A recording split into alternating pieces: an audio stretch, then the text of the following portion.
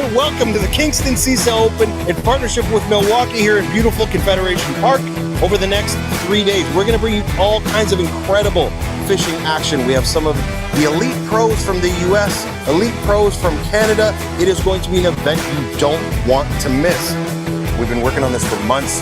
We're finally here. Welcome to the CISA Kingston Open, downtown Confederation Park in partnership with Milwaukee.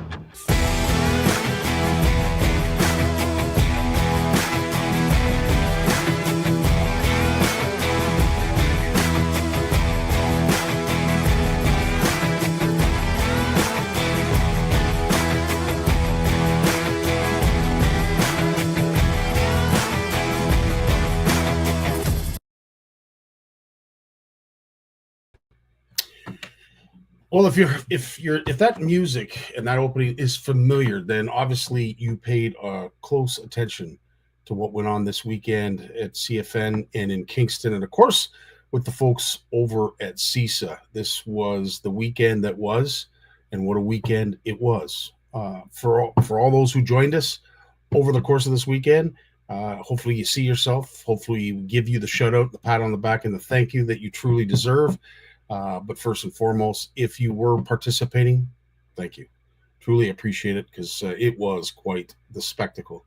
But to say the least, it is Monday. It is Labor Day Monday, and I want to thank all of you for joining us right now, because it is CFN, and it is not a typical Monday without CFN Live. So to Steve, you were one of them, bud. Thanks so much for joining us. You did. Steve Shaw kept the fort, held the fort down while we were away. Thanks so much for that. Richard Dunlop is with us. Tony's always here, and I truly appreciate it. Bob, it was really nice to see you. You certainly came in at a perfect time, eh? Like, perfect. It was almost like Hollywood cued you to come in. Truly awesome. Thanks for the link, Steve. Appreciate that. Eve was there as well. I do believe we have a shot here with Eve. Yes, we do. There it is there. Eve joined us. I didn't get one of you, Bob. Unfortunately, Steve, I didn't get one of you either. But as I said, it was really cool to see CFNers showing up like they did. It meant the world to see all you guys. So, again, thanks again for participating and showing your CFN swag. It meant the world also to see that. We will get to all the highlights, all of the results as best we can. We're going to be talking to Jim, obviously Lawrence and Jace joining me as well. We do have a lot to talk about because there were some interesting things that came up during the event that I want to get clarification with. We had a tagged fish for one, and also there was some interesting observations that the anglers had that we're going to get to as well, and we're going to have our good buddy Jay explain that. Jim's going to be, he'll help me go through and digest and debrief everything that happened on the weekend as best we can. Both of us are probably tired. It was a busy weekend, to say the absolute least. But if you did join us and you did participate in the lives, again, I thank you. If you took a guess or gave a guess on the largest bag, I know Moose is going to be working very hard to go through all the comments to award the winners. But we got what we had hoped to get, which was a dirty 30. And I'll tell you, I think we cheered just as loud for that as we did for the eventual winners. And Jim and I will, of course, discuss that. Mark, thanks so much for joining us. I'm not sure where you find the time because you're so busy.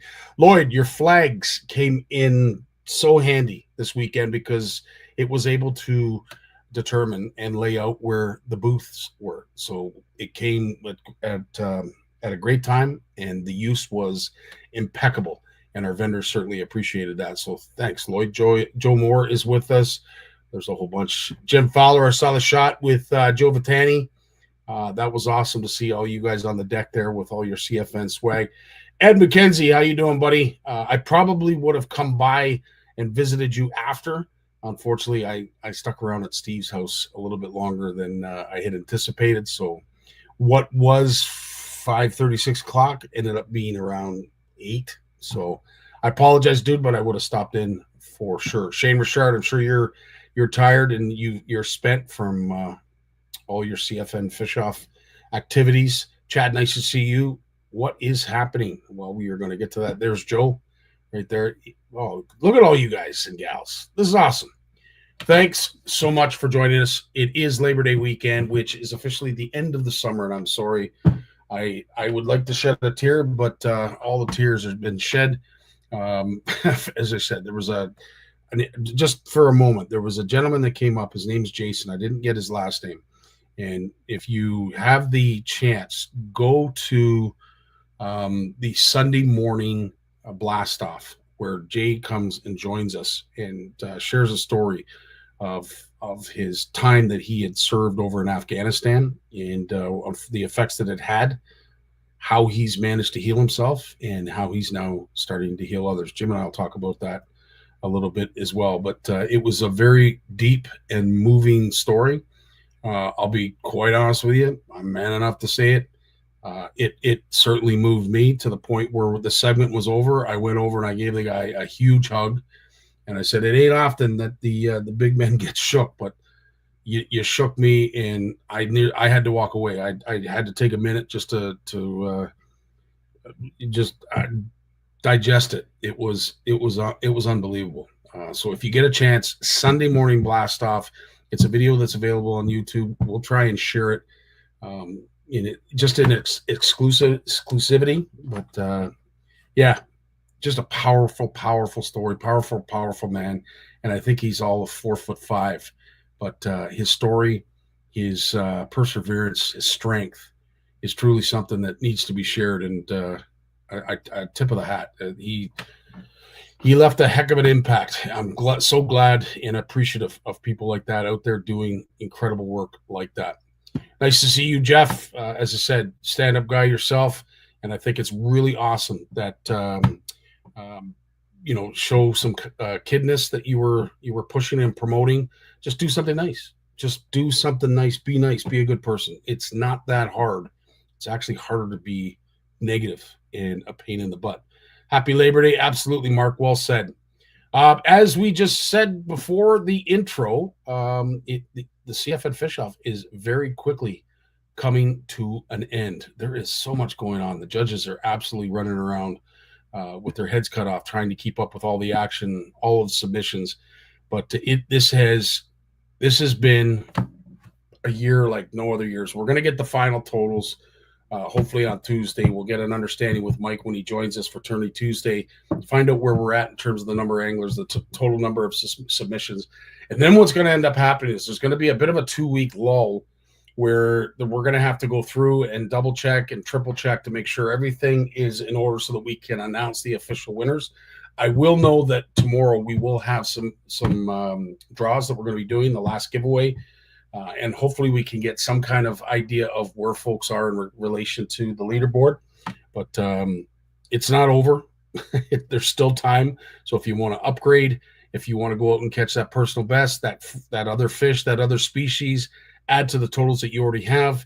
There is still a little bit of time, but it is slowly coming to an end. And unfortunately, so is our summer, as it is Labor Day weekend. Happy Labor Day weekend to all. For those who are going back to school, those who are going back to work, those are just going back to regular duties. Soak in the last little bit of time that you have. It has been a summer that has flown by. The blink of an eye, and it was done. Like, where does the time go? And speaking of that, of course, it is our 10th anniversary. Where that time goes, I still have no idea. But it is our 10th anniversary, and a big shout out to Richard, who is providing you folks some incredible swag, which was on full display this weekend, and of course throughout our community through the many posts that we have. If you are looking to have some swag, this is a light hoodie. If anybody wants, it's not a heavy hoodie. This is more like a spring, early fall type hoodie. It's something that you can wear that's not going to be too heavy and bring too much heat. It is great for wicking heat, to be quite honest with you. I remember wearing this with just a t-shirt underneath in 5-degree weather, and it was actually quite warm. Now, with that being our 10th anniversary, and of course the end is near in terms of the year, this is our 10th anniversary commemorative jersey. Walter has done a fantastic job putting this all together. There are many variations for you that if you want to order one, because once their 10th year is over, these will no longer be available. So they're a keepsake. They're going to be something that is going to be treasured for those who have them. I know I'm going to probably put mine in a picture frame after this year is done. I'd probably maybe get some folks to sign it just for the sake of it being the commemorative piece that it is. And there's a little bit of nostalgia there. So again, thanks for all those who have joined us for the 10 years. Hopefully we're going to be around here for 20 more, but you just never know. But at the end of the day, these jerseys are no longer going to be available as they are next year. So that 10th year anniversary emblem will no longer be there. Lots going on, man. Holy smokes. This is going to be an extremely busy September. First and foremost, we have our upcoming OFC Nation retreat. There is few spots available, but one intriguing spot that is available is Cabin 5. Cabin 5 sleeps 5.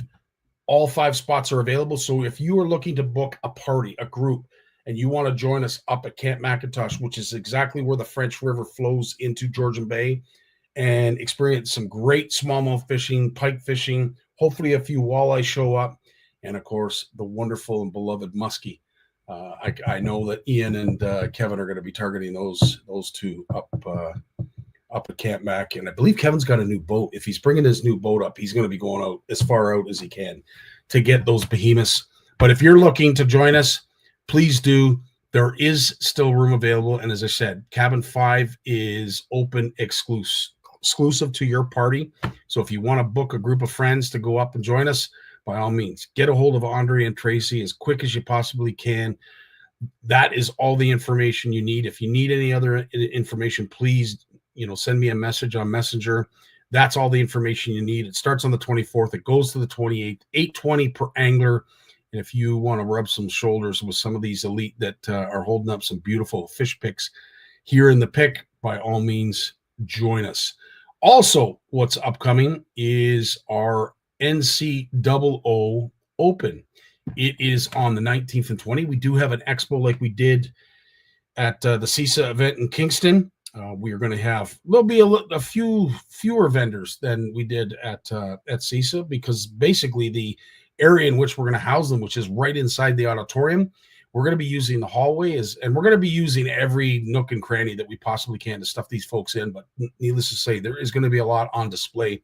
So not only is it a fishing event, not only is it a bit of a festival, it's an expo as well. We'd love to see you there, September 19th and 20th. There's going to be a free a pre-fishing component as well that Mike and I are going to have to put together. Now that the fish off is over, we're going to have to make sure it's all ready to go for those anglers to have the link and register, and we'll get that going as soon as possible. There's probably a million other things that I need to mention, but something that did come across, and I want to thank Richard Dunlop for sharing this with us, is the need for your youngins and everyone at large to wear life jackets. I know, Tony, you're always on me about wearing life jackets, so this is right up your alley. You'll certainly appreciate this.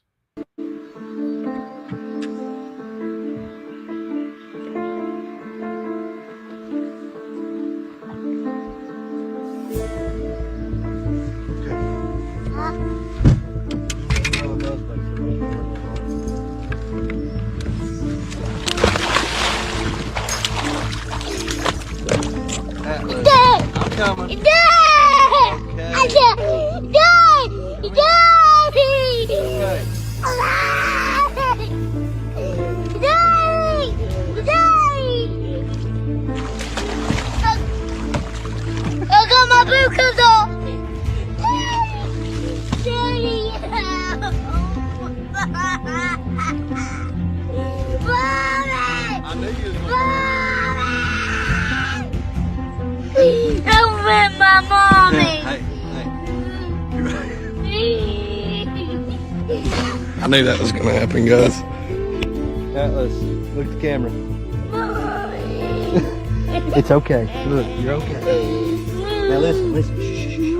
That's why you wear a life jacket. I knew you were going to fall out of the boat. You're okay though, right? Are you cold? You ready to go home? Have fun. Hey, why'd you fall?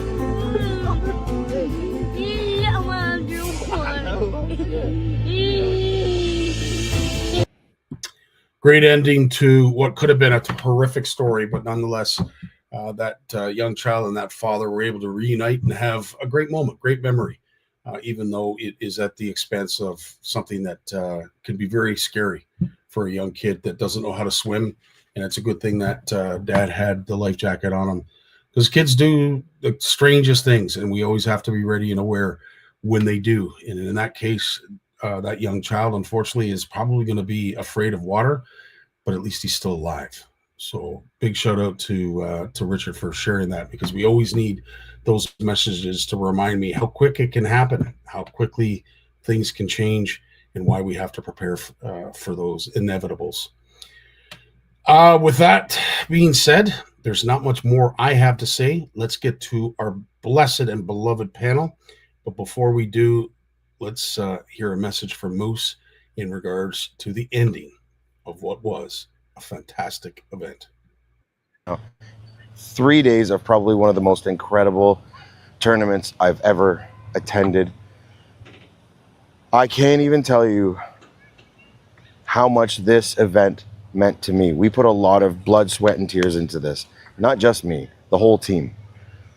Thank you to my team. Thank you to everybody who was involved. Thank you to everybody who came out.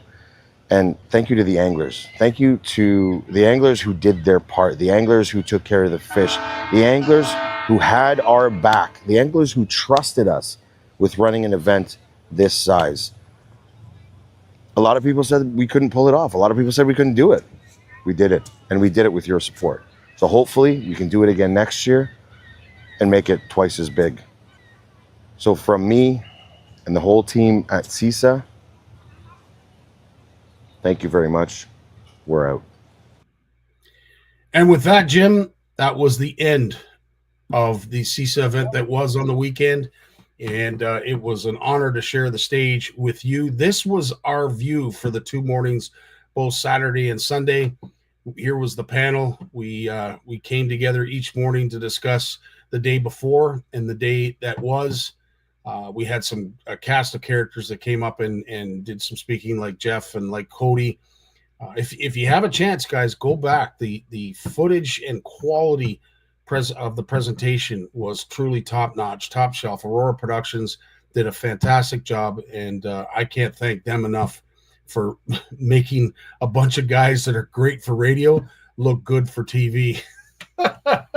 They were those guys are gems. Like, did they run a tight ship and a good show? Like, holy crap!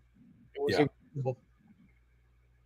Just 100%. so bang on. Everything that they do is just perfect. Eh? And I'll tell you, Jim. Like, I mean, we said this to both each other on both days.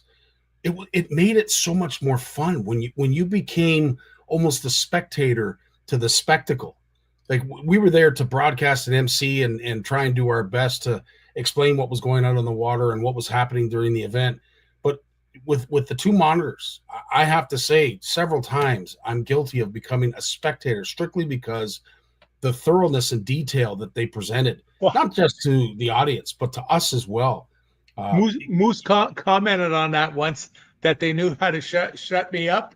Just put up a guy catching the fish, and I was just squirrel. I'm just looking at it, eh? So no, I enjoyed it. I enjoyed it immensely. I want to thank. There's so many people to thank. Of course, the sponsors that you see at the bottom there: Yeti, BK, Eating Wild, Milwaukee, Livingston Lures, John Deere, City of Kingston, Kingston Tourism, and of course BR2 Printing. I want to thank you for inviting us and being a part of it, for one, but also having the ability to host an expo that brought the community, the industry, from a Canadian perspective together in an event that truly will be memorable. And I think all of the vendors that were there would love to come back and be a part of this next year. Well, they all had a good time too. I think they all sold some stuff. I think. You know, I told you I bought half a dozen jigs. Just what I need, another half a dozen jigs. You know what I mean? Like, I've got more jigs than I can count. I've got bags and boxes of them. But you know, you always got to get a few more. Yeah, like 100%. Was awesome. He was giving the little kids a bag of free plastic, stuff like that. It was absolutely awesome. Truly, truly, truly awesome. Now, what was also awesome, and I can say this because it's my show now. I did have some favorites, and I know Jim, you were pulling for them as well. But these two lads, I can't say enough about them. Well, you know what?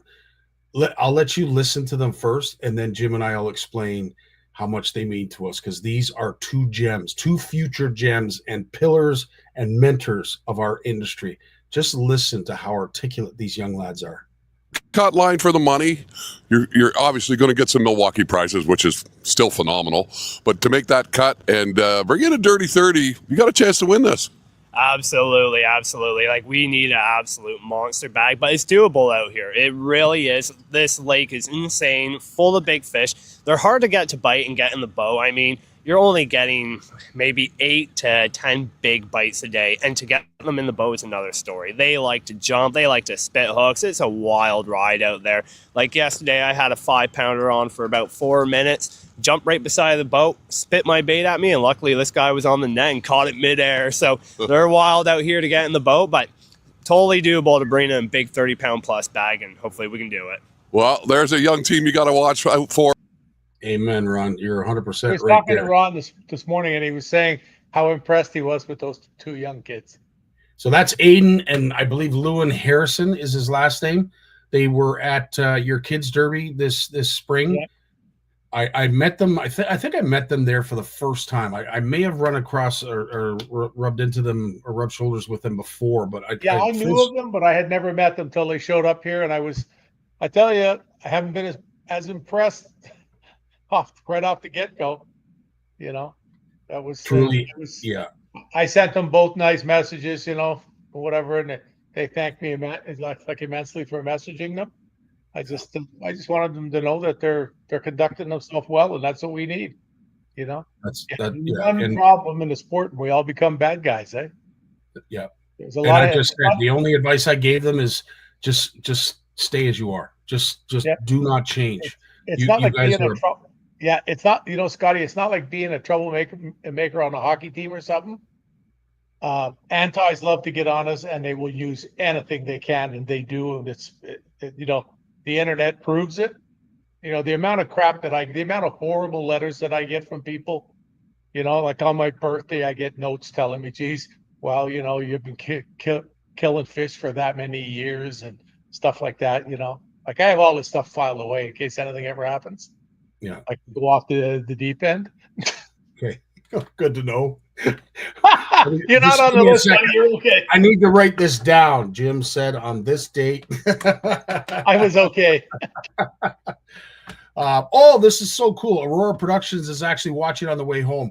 Listen, to your entire team, I can't thank you lads and lasses enough. Siri, as I called her, and that was always in our ear, that was always advising us when we were nodding off or we said something stupid or weren't doing what we were supposed to do. She was great.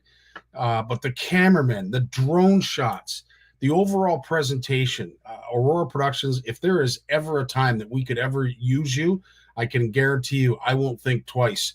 We will definitely be calling you, because you made a bunch of guys that were fit for radio look pretty good on TV. So I want to thank you for pulling off a miracle.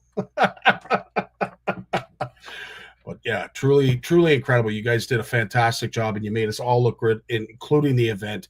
It sold the event, and all the feedback, Jim, I'm sure you've received as well as myself, is, Scotty, that was really something. Like, holy crap. Like, I'm like, yes. Yeah. I haven't heard or been told one negative thing. Mm-hmm. Not one. I've had a few guys tell me, oh, well, I bet all the fish die next week and all this. No, go away. Like, go away. They've proven that, so a few fish are going to die. It's what it is. It's not nice, but it does happen. But when you think of the old days, remember we talked about this. We used to get those metal things. Yeah. Put a hole through their jaw, keep them beside the boat, so they were rotten when you got off the water, and you'd go home and have a fish fry. Now they let them all go. If a couple die, so be it. It's it's so good for the whole thing, because the amount of fish now that are released, the amount of fish that I catch with a hook mark, as you know, we talked about this the other day.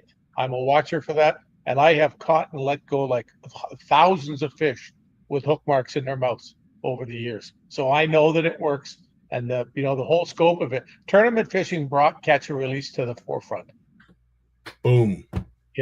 It would not be what it is if it was not for tournament fishing. Because at first they used to kill them all. They used to bring them in on quarter-inch nylon ropes, dead, and weigh them. Yeah. More that can't go on because there isn't enough fish. There isn't enough fish, and that's one thing, boy. That that it's back at. I mean, you talked to all those guys there. Ask them how many of them kept fish last year. Oh, I kept some walleyes from the Bay of Quinte, or I kept a pike in practice because it ate a crankbait and it died. And we had a nice dinner with it, that type of stuff. And nobody begrudges you going out for the Great Canadian Fish Fry. Mm-hmm. You know what I mean? Nobody begrudges that at all.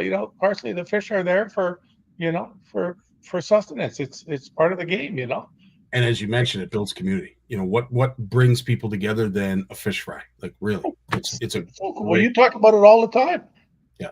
When you go up north or anywhere you go, there's nothing beats a fish fry. Somebody will make an idiot out of themselves. It's what it is. Absolutely. George, I'm not sure what you're referring to, what Jim said, but I want to start a rumor that Big Jim actually fishes with Daiwa gear and mega bass baits. I'm not sure what brought that on, but it's a rumor that Jim doesn't reciprocate. Did he get his head in the deep fryer last night at the fish fry? I don't know, George. Bobbing for French fries. I'll let you two figure that out offline. But for now, needless to say, I just want to concentrate on the positive that Jim you've touched on already. That was the tournament. What we saw this weekend was exactly what we've been talking about when it comes to the fishery that is the St. Lawrence. It was on full display this weekend from a bass perspective. I don't even know where to start with all of the stuff that happened. Scotty, when we talked about the way the fish bid on Friday, when I kept commenting, the number of people that I got on Facebook and friends and things that called me Friday night or Saturday morning to say, I couldn't believe it. I had the best day walleye fishing I ever had. Like my buddy who was at the cottage in the Bay of Quinte. I don't think we've caught 20 all year. They catch 31 in the morning. Yeah. Like the fish were jumping in the boat everywhere. I've had several more since I saw you yesterday. People commenting to me, wow, am I ever happy I took the day off Friday to start the long weekend? The fish were just, I don't know what makes it happen. But boy, oh boy, everything just lined up and boom, it was done. It was. And I think we should probably take a moment to, not only did we get lucky with water temps, and we did get lucky with water temps. That certainly helped when it came to releasing the fish. Well, the air too. The air too was down, so we didn't have heat and beating down sun to deal with. But big shout out to the anglers. I don't think it's emphasized enough that it all starts with the anglers. And we saw, especially on Sunday, when there was one particular angler that had a cameraman on his boat and was fizzing and making sure that the needle was clear. So he was putting down a plug to make sure that the air was still coming out and then putting them back in the live well. The handling and care of these fish from an angler's perspective is something that I have not seen as a whole. As a whole, it was phenomenal. And how do I know? Because every single fish went back on Friday. We unfortunately lost one on Saturday. And as far as I'm told, we didn't lose anything on the Sunday. So that's 3 days. Think of how many fish were caught, Jim, during those 3 days. And every team brought 5 in. So it'd be 900 fish for the weekend. Now, we could make the argument that, yes, they released, they kicked away, and they went off on their merry way.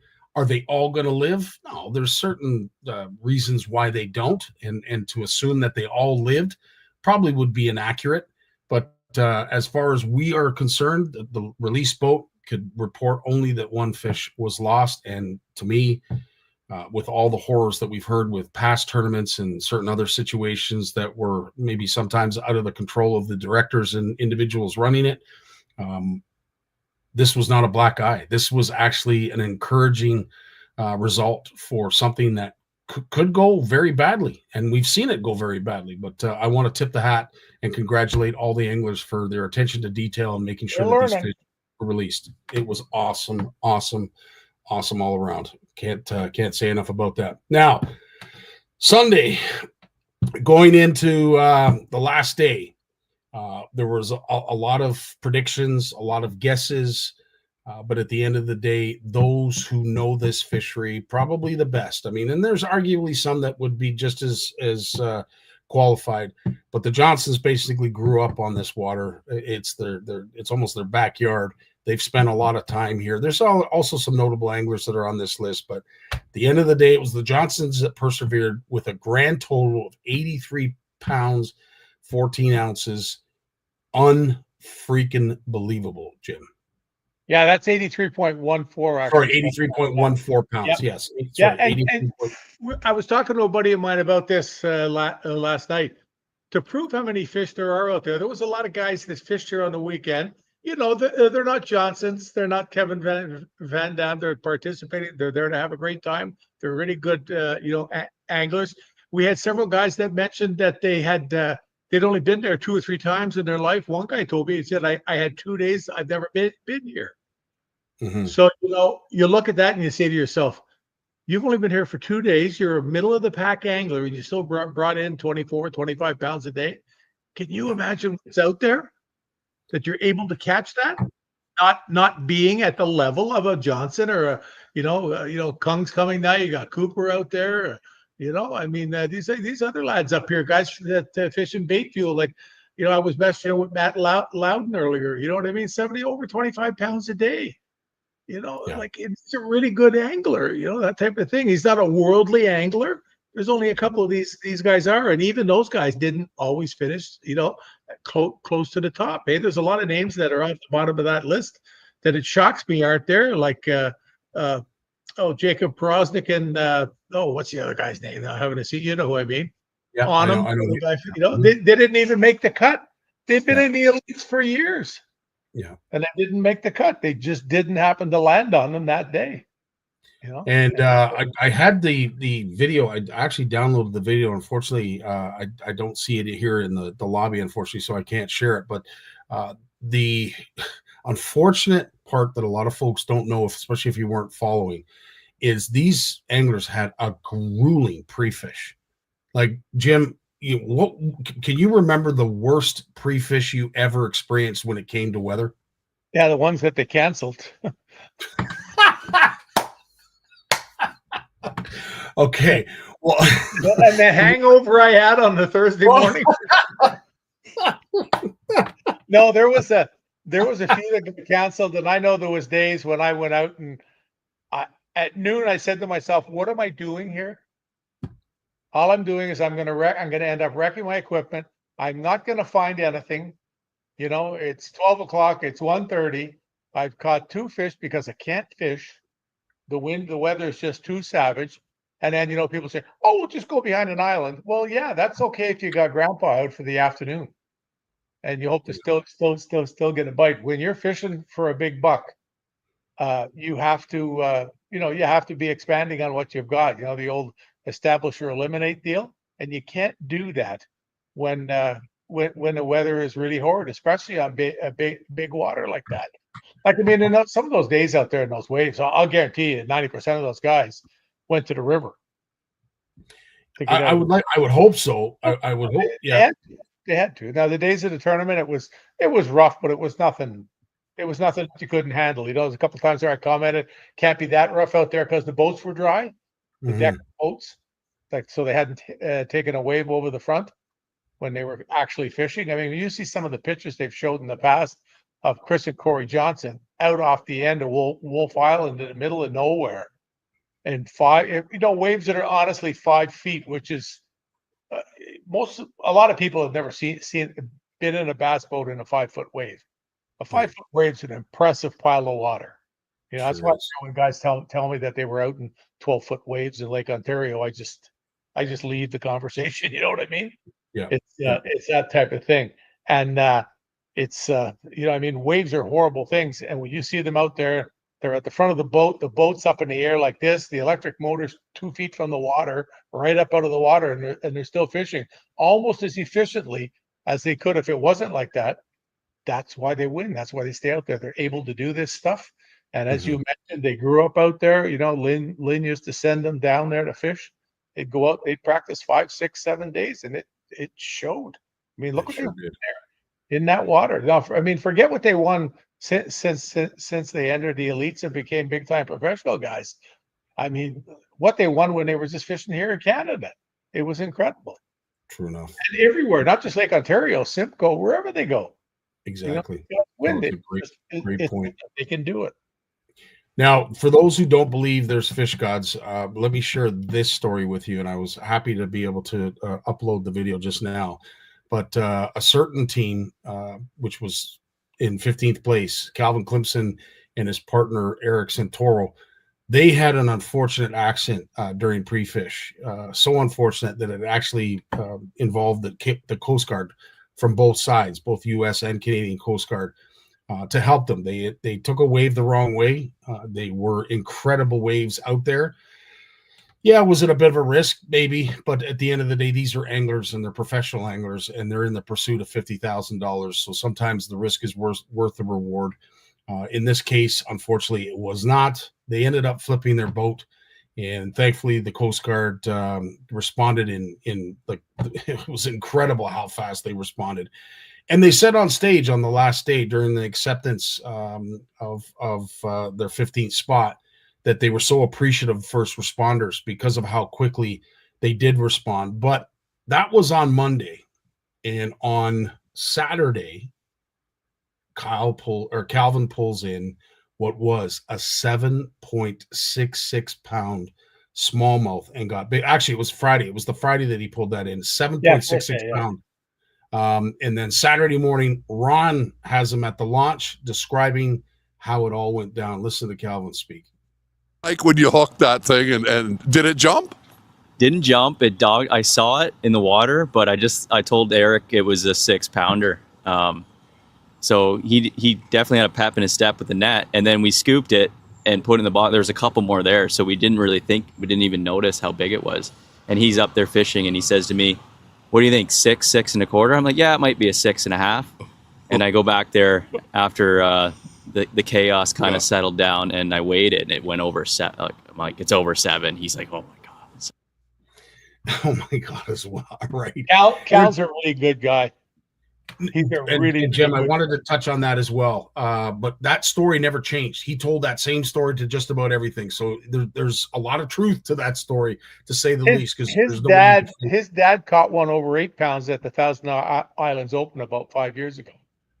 That's incredible. Yeah. So he's got a couple of spots out there. I took my glasses off and I poked myself in the eye, putting them back on. Loser. It happens. Calvin, if at all you're listening, Scotty, sidebar, Scotty. Yes, sir. Yes. Cal, not Calvin. Cal, not Cal. Okay, Cal is, just as Jim mentioned, is a gem of an individual. I've never met the man, and it seemed like we were long lost buddies. Every time he came up to the trough with his fish, he told me the story of the illustrious 7.66 pound fish. He threw it in the live well thinking it was a 6.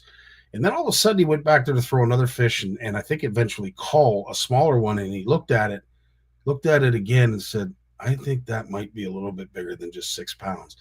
So he didn't know the actual weight, took it up on stage. 7.66 was the biggest fish caught during the tournament. And again, just is testament to that fishery out there in the St. Lawrence, because we saw a few 7s, quite a few 6s, a remarkable number of 5s, and I lost count on the number of 4s. That number of 4 3/4 pound fish has become 5s now.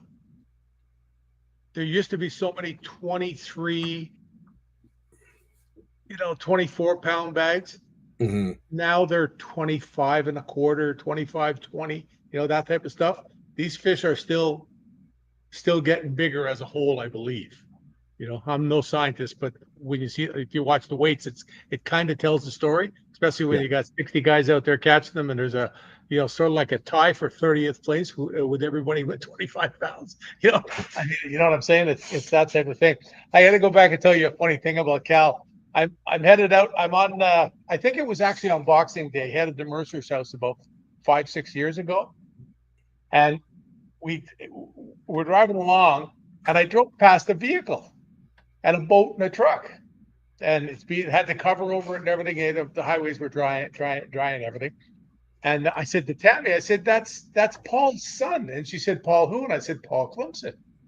And she said, oh, really? I said, yeah, it's Cal, whatever else. And I went by and gave the horn a toot and whatever and kept going. And he was waving at me in the window. And we get further down, we're getting close. We're just about to get off. And I'm telling Tammy the whole way, oh, what a great kid he is. He's just a gem and everything else. Eh?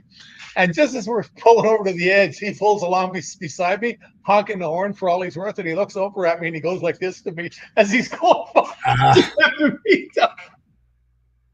like he was joking, eh? But it was so funny. He's a gem of an individual. And there are good fisherman too. Well, this is the thing, Jim. Not only are these guys all great anglers, but they're great characters. And the two that came up from the States, I mean, they stole the show. Matt and his partner, my word, I didn't want them to leave. At the end of the day, I was almost saying, Ron, no, don't take the mic away from them. We want to hear more. They were gems. And at one point, I think one of the funniest comments that was said, Cooper and Kerry went up, I think, first, and then Matt and his partner went up after. And when they were talking to him, he said, we don't have the luxury because I can't afford my dad to come on tour with me like Coop does. And I forget who it was that responded. He says, well, Jacob. Listen, Jacob, you can call me daddy anytime you want. That was so funny. But, you see in the sport, the people that are in the group and are there forever, 99% of them are good people. The ones that are on the fringe and whatever are people that are just, I wouldn't say they're not good people. They're just different. Yeah. And that's what it is, But the bottom line, there's a bunch of us there that are yucksters, and you just seem to cling together. You know what I'm saying? 100%. It's one of those things. Yeah, I can't get over the weights of those fish up there. It's incredible to see the names. Yeah, and what's really nice to see about it, Scotty, is there's names up there, guys that I know, but they're kind of like more like local guys, Yeah. And they busted their butt. They caught some fish and they did well. And just like the young lads there, Lewin and Aiden, those two kids, I mean, good God, they must just feel it. They must just be jacked. Like I remember when I started doing things, like I shouldn't actually, I got taken to the top pretty quick because the first year I actually fished tournaments, I won the Canadian Championship. But I remember fishing in the first tournament in it. And I think we came 8th or something, Glenn and I. And I thought, wow. And that was 150 teams. Yeah. And I thought, wow, we came 8th in the first one. And that was when I, really realized that that's like, I had fished with Tom Brook a few times. And he went to the marina, whom the guy that I worked for, and said to him, you need to give him a boat and let him go fish tournaments for promotion. And Tom was history. I was lucky. The rest is history. Yeah. Well, the proof is in the pudding, as you saw with the leaderboard. Those were our eventual winners. Corey and Chris Johnson, 2-time Angler of the Year, Bass Elite. What a herd! What could be said? And of course they're reproducing like rabbits, and they've got some upcoming anglers that will certainly be folks that we're going to be talking about in the future. Did you see them when they went up? It looked like a parade of Johnsons. It was. When they went up the steps, all the little guys went first. Yeah. So when I left there yesterday, I came home. I did a couple of things. Ended up driving to Ottawa.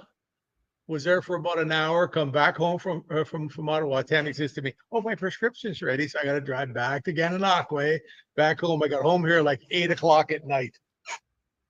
So you can tell how tired I was. I went to bed at like 9:30, and I got out of the bed at 8. I slept in too, Jim. I'm not going to lie. No nap today, though. No nap. No need for a nap when you sleep that long. You're pretty healthy when you're back home, man. Hey, you know what else yesterday was really cool for me?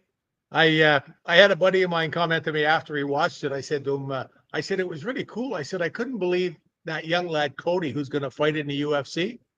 that was sitting beside us there. He's a bantamweight, eh? And he's sitting beside us, and I'm giddy because I'm with this guy. Like it's really, really cool, eh? You know what I mean, eh?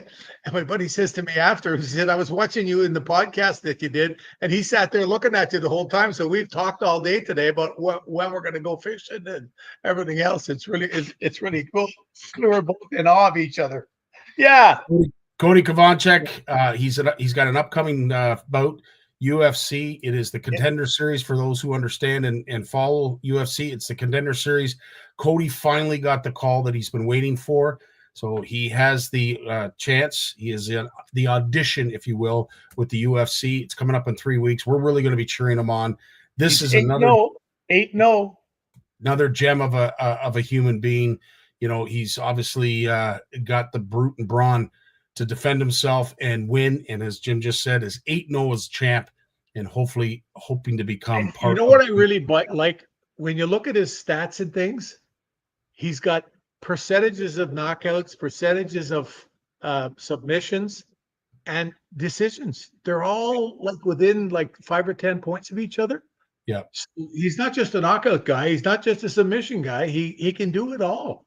You know, he'll punch you in the face. He'll take you to the ground. You can punch him, him in the face, and he's still going to beat you. It's 100%. Like he's a real gem. I need that picture. I'm getting that put up on the wall here. Don't worry, I'll send it to you, buddy. My double chin and all. On the wall. Hey, maybe you know what? Maybe you try when we go fishing later this fall. Maybe I try to get him to come over. That'd be a great idea. Hey, you could beat the crap out of both of us in the boat, and he'd have all the good spots. They show the boat with the two of us sitting on them. No kidding. Jim, before we let you go, what was your biggest takeaway from the weekend? I know it's a tough one. I have to think. I got to say the sense of the whole thing was just how well it all went. There was nobody at any point had to run around and go, like put a bag over their head and take 3 or 4 deep breaths. How am I going to solve this? You know what I'm saying? Great analogy. Nothing happened. Like it was, like next year, look out. No, I'm just kidding. But you know what I'm saying? It's just absolutely amazing. And especially on a technical end, like once again, we talked about the guys that did all that. It's just incredible, how smooth it all was. I'm just sitting there with the headset set on telling stories, but I mean, it was just absolutely amazing how smooth everything went, how good everything was. When I talked to Ron about it there this morning, he was over the top about it all. I talked to maybe about a dozen of the guys that fished it. They were ecstatic. Yeah. Did you see the video that Bickle did with them in the boat after with the drills? No. They did a little live thing. So what did they finish up? 5th? I want to say they were 3rd. Oh no, you're right. They were 6th. 5th. They were 6th place. 6th place. Sorry, 6th place. So they would have got some pretty good cash. I don't know what it was off the top of my head. But the two of them were in the boat, and they've each, I think it was a drill that they had won in the box because it's kind of flat, about the size of a laptop. So it'd be one of the nice little no-walk drills, eh? And they're ecstatic. They're look at this, the drill. Guy's a millionaire. He won a Stanley Cup 3 times. Ecstatic. He won a drill.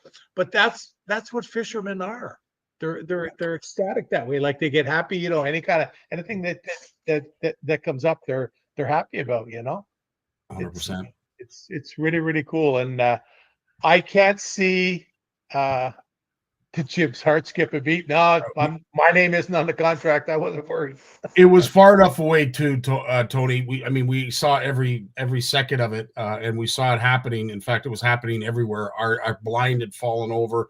There was a few other things that blew off. Scotty, get out from underneath the table, Scotty. It's not coming this way. So yeah, the big BKK thing that they had that was blocking the sun off the screens and everything. Yeah. And that blew right over. Yeah. Nobody saw that happen. They probably saw everybody go like this because they thought that I fell out of the chair from the noise. But no, it was The slogan that I would use for Aurora production is regardless what happens, the show must go on. And it did.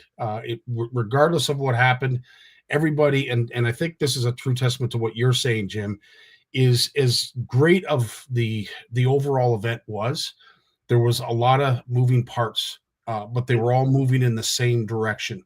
And that was the reason that it worked so well. There wasn't just one person. It was a collective that really helped put this together. There's so many people that you can thank, folks that were unsung heroes, like Gonzo, like Christina that showed up to help, that we've never met before, didn't know before this event, that absolutely had an Herculean effort and the work that they put into helping this event. Travis's girlfriend came down and helped out on the check-in boat, Jess. Yeah, she's a gem. She's a peak. You know what I mean? And she's just incredible. And she came down. She was smiling after she came to visit a couple of times. And she's just an awesome person. But she had a really good time doing it, just doing something in the fishing deal. Because Travis fishes tournaments. He's done very well. And I don't know why he didn't fish this one. Yeah, good point. Well, I will say I wouldn't want to fish it. Look at the names on that list. I wouldn't want to fish this. I would have been, sure, you need a cameraman. Sure, you need somebody at the dock or, someone to go, on stage and explain what's happening. Yeah, I'm that guy. But to try and go out and compete against these anglers, not a chance. Not a chance. Well, I'm with you on that right now, too. Not a chance. But I will say, I know Aurora Productions is listening, and I can't overemphasize the importance of them being a part of this. As I said, there was a lot of naysayers in the beginning that may have said that we couldn't put this on. Aurora Productions was the glue that helped make this event and keep this event an elite event that it was. It truly was. Also the part that, it was the part that was different from all other tournaments. You know what I'm saying?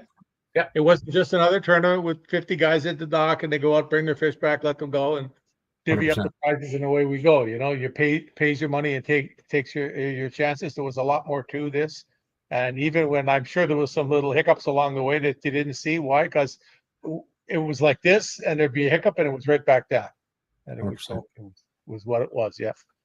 No, Jim, as always, being there. I really enjoyed it too. And I was just going to say, I really enjoyed sharing the stage with you, as we always do here every Monday.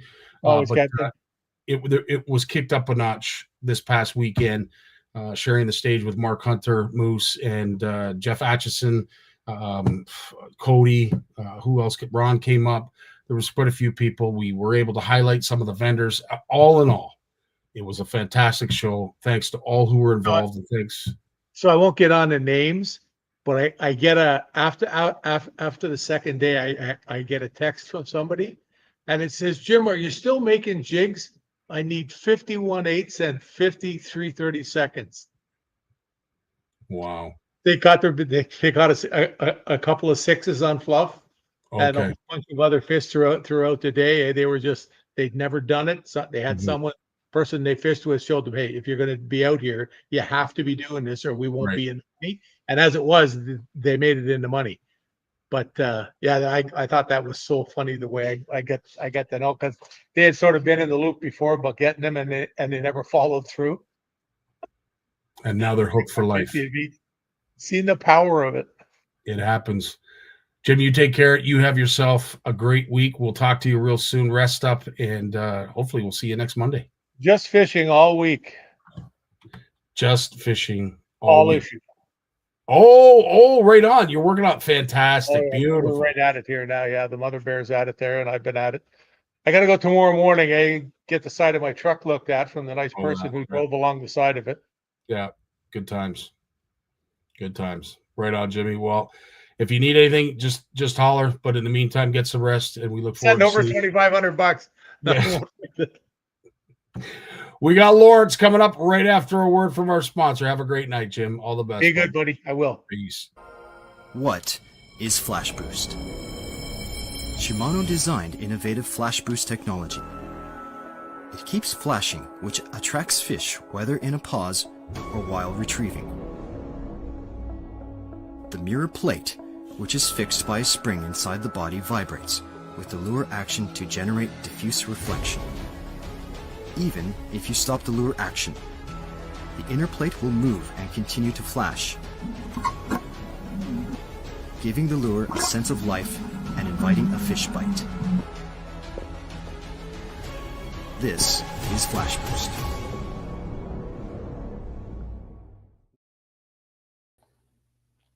And this is Lawrence Gunther. How you doing, buddy? Good, man. That sounds like just an incredible weekend. Wow, that's so much fun, man. Wow. And I want to thank you for being so patient. We did spend a little bit more time explaining it because it was due. It was necessary. Again, I don't know what to say. It makes me so speechless because I was caught up in the whole event. I mean, I was just honored to be there and be a part of it. But to see it as a whole and to go back and actually watch some of the highlights and the videos that Aurora has put together. Lawrence, I as I said, I got goosebumps just knowing that I was a part of history, and history was made this weekend in Kingston with a $50,000 check being handed out. It's not too often you hear of tournaments being able to hand out that kind of money, especially on this side of the pond. So hats off to everybody involved. And I will say this from a community standpoint, thanks for your support. Thanks for the buy-in. And hopefully we can hit it out of the park again next year. Well, hopefully we get to see more tournaments of that caliber, across the Great Lakes and the St. Lawrence. And, we've got the fisheries to support that sort of thing. And we've got the anglers, the quality anglers, and we're showing that south of the border too, right? So, let's have some stay-at-home big sort of ticket tournaments like that. That's fantastic. 100%. Couldn't agree more, dude. I know you've been busy this past weekend. You're probably a little beat up and tired because you've been working up at the research center. Thanks first and foremost for taking this Labor Day to spend some time with us. But tell us what you've been up to. Oh, we had a new wheelchair accessible outhouse, 6x5 delivered. So we dug a pit and pushed the outhouse over top of the pit. And it's a big building, to be shoving around, and with the coming along and some nice pieces of board that were nice and smooth. We managed to slide it over in there without dropping it into the pit. My son was a little extra exuberant when he dug that hole. Let me tell you, once we started sliding that outhouse up to it, we're thinking, okay, we don't have a lot of leeway here. But we got it on. It was fun. That's it was fantastic. Fun. Yeah. Well, with that being said, of course, the research center is quickly becoming a thing of the future that we're all looking forward to seeing be completed so that we can eventually see some pictures of those up there experiencing nature at its finest. And I want to thank you and your group for putting this together and making this opportunity available for those who are looking to get outdoors and learning some of the things that we need to learn to become educated about our environment and our surroundings and why we shouldn't pollute it or do anything that's detrimental. So we look forward to the final cog in the wheel, if you say. Well, the nature photography has not been sleepy, I'll tell you. We've collected quite a collection of beautiful video and still images of just the wildlife up there, everything from moose on down, and it's just beautiful, just the amount of wildlife and the variety of wildlife is just stupendous. And we've had a few fish fries along the way as well, so it's just and of course with this weekend, people are sighting in their rifles, so that's lots of booming going on here and there, and that echoes across the lake. You just hope no one's shooting across the lake like an idiot, but I'm sure people know well enough not to do that. Let's assume they do. I hate to think that. Wow. Yeah. In terms of news articles, of course, the CFN FishOFF is quickly coming to an end. It'll end at midnight this morning, tonight, depending on how you look at it. But also, you wanted to draw attention and maybe just do a little bit of a debriefing on the 11 days that the sockeye salmon were open out on BC and how that affected both recreational angling and commercial angling. And I think we have a little bit of an update for us. I do. There's lots of articles being written. This is a stupendous run of sockeye salmon. They say it hasn't been one this big since probably the late 1990s. The last time they had a recreational fishing opportunity for sockeye salmon was in 2022, so not that long ago.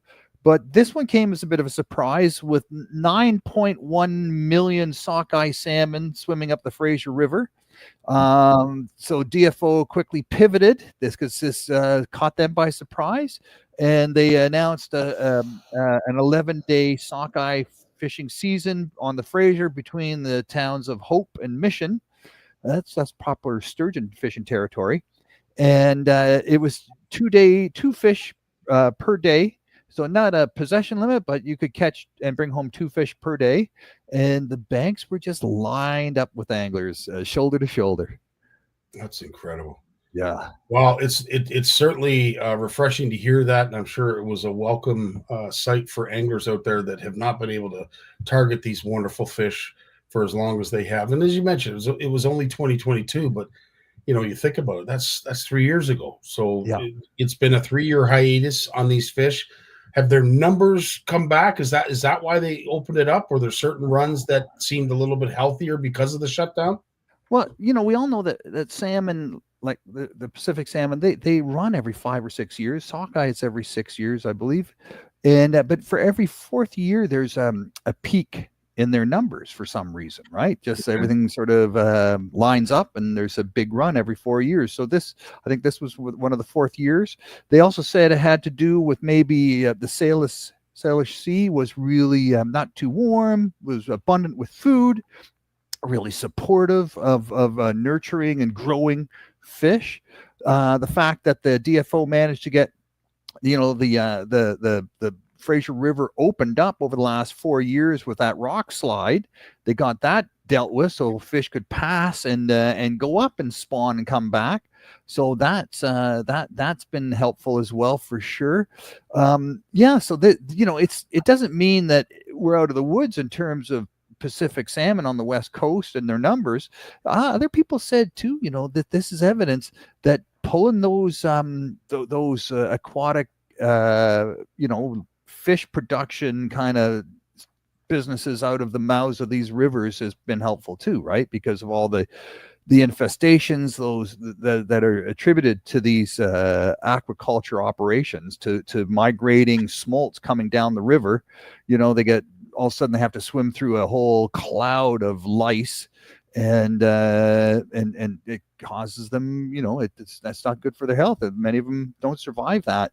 So and the other viruses and such that are passed on. So they said there's just a bunch of things that are lining up, and it just shows that there's been a fantastic opportunity for some real quality fishing. That's awesome. And as we talked about, cage culture unfortunately has been a bit of a black eye on the West Coast, and I guess on the East Coast to a certain extent too.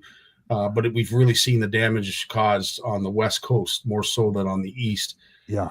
And hopefully we learn from it. And with sockeye being open after, a 3-year hiatus and the sort of dismissal and removal of cage culture, it's amazing how Mother Nature can swing in our favor. And as you said, take a pivot. And not just our favor, but, in the favor of small business too. They think that this could be just this 11-day fishery and last minute, no warning. They figured it contributed maybe, between $20 and $30 million to the local economy of people coming to fish and all the things that they buy when they come. And a lot of, the outfitters were saying, why couldn't we have a little more advance notice? Well, yeah, the scientists had their numbers at the beginning of the year. The quotas were set. The decisions were made. Then all of a sudden these numbers shift and they're pivoting, right? They're pivoting. Well, one of the 40-year member of the Pacific Salmon Council, a Canadian who has been representing commercial fisheries on the Pacific Salmon Council, and that's a body made up of U.S. and Canadian experts, scientists, stakeholders, commercial fishing stakeholders, and such. Indigenous people, I think, are advising that as well. So they get together at the beginning of the year, and they make decisions on who gets to catch how many fish from the American side. on the Canadian side, because these fish are passing through, international water. Well, not international, but they're passing from American to Canadian to American, back and forth into the international waters, and then back again to the coast to follow their way back down. So, there's a lot of interception going on. And this individual who's been on this council for 40 years, he quit. He said, the Canadian commercial fishing industry on the West Coast has been struggling for such a long time, and to not get, their quota shifted so they could get in on the action, right? Yeah. And that was a missed opportunity. And they said it's just wrong that this council was unable to get it together in time to sort of re-examine these quotas and adjust them accordingly, because this is outside of DFO's hands in a sense. I mean, this is the council that, it's a US Canadian body of advisors and who make, come to these decisions in a negotiated process, and they just couldn't get it together. So that was a missed opportunity for sure. That's too bad. Yeah, it is. It truly is. But exciting to see that something has come back, even though, in a lot of cases when we hear fisheries are being closed, we think it's closed forever. Truly appreciate the pivot. And I'm sure on behalf of most anglers, including the commercial harvesters, they were thrilled to have this opportunity. But Steve asked a great question. Obviously there wasn't a lot of information leading up to the opening. Did they share any after? Like, is this only going to be for the 1 year, or is it going to carry on throughout the future? Well, these decisions are made year by year. So, but you think 9.1 million sockeye that weren't anticipated. So the catch quotas were fairly low commercially, and only an 11-day season for recreational anglers. And then you got indigenous fishers who were scrambling as well to get in on the action. So, so how many fish made it up the river to the spawning beds? And they call it the escapement, right? What's the escapement number? And some say that if you have 9 million fish going up there and pouncing on all the same spawning beds, it's like a grudge match, right? They're shoulder to shoulder. They're battling it out for prime territory. Is it productive? Is it counterproductive? Is it going to mean a smaller sort of success in terms of their spawning success? Is there going to be too much? I don't know, like the potential of things going wrong. The scientists said by adding more and more fish, it won't increase the amount of spawning success. I mean, the biomass that the rivers can support in terms of eggs and the fry and then the smolts for 2 or 3 years before they head back down the river is only so much. So anything extra is not supported and is lost. So it doesn't matter how many go up, you're still going to have the same return if all conditions are good, which means, you have cool, a long melt season of the snow melt in the mountains. You have lots of cool, fresh water coming out of there down the rivers. You don't have a lot of fires and a lot of soot, ash washing into the rivers. You don't have heat spells, all the extreme weather that we've been experiencing, things like that. So there's a bunch of things have to line up. But so, any environmentalist says, more the better. That's not necessarily the case. It can only support so much, and the rest is just sort of redundant at that point, right? So it does say that there is cause for scientists to get it right, to make sure that the commercial and recreational First Nations fishers have access to capture what could be a surplus of what's needed to reach the spawning beds to do a proper job of it. And in that case, that wasn't done this year. And so be it, right? So there's going to be a lot of dead fish up there for, yeah. So we're going to have to wait and see is what you're saying. Yeah. But it's the cycle will continue, and hopefully we'll have more cycles like this and better runs, and that this is a sign of maybe better things to come. But we do know that there's some, extreme weather is playing havoc on this stuff for sure. Well, and this is it. I mean, we've had extremes in our weather. We've had extremes in some of the events that we've seen on land with forest fires, and of course all the mudslides that are attributed after. There's a lot of, the deck is certainly stacked against these fish, it seems, and I can't believe, I know we've talked about it many times, still in disbelief that a vast fishery that was BC is now turned into this fragile fishery that we have to don gloves and make sure that we're treating it appropriately. Never thought that would happen in all the years that we've talked about the fishery on the BC coast. Never did I think that we would have closures or sanctuaries or non-fishing areas or complete shutdowns as we've seen. It's truly remarkable that we've had to see it get to this state. Yeah, I tell you, I interviewed a gentleman who co-authored this book that's just coming out shortly, and the podcast will be out soon.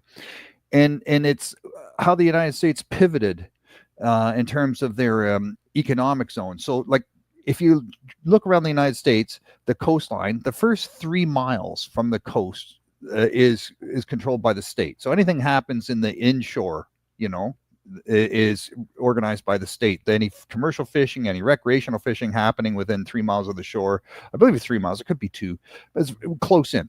And then from there on out to 200 nautical miles out, that's it's even beyond sort of the territory of the United States. They call it the exclusive economic zone, and we have that in Canada as well.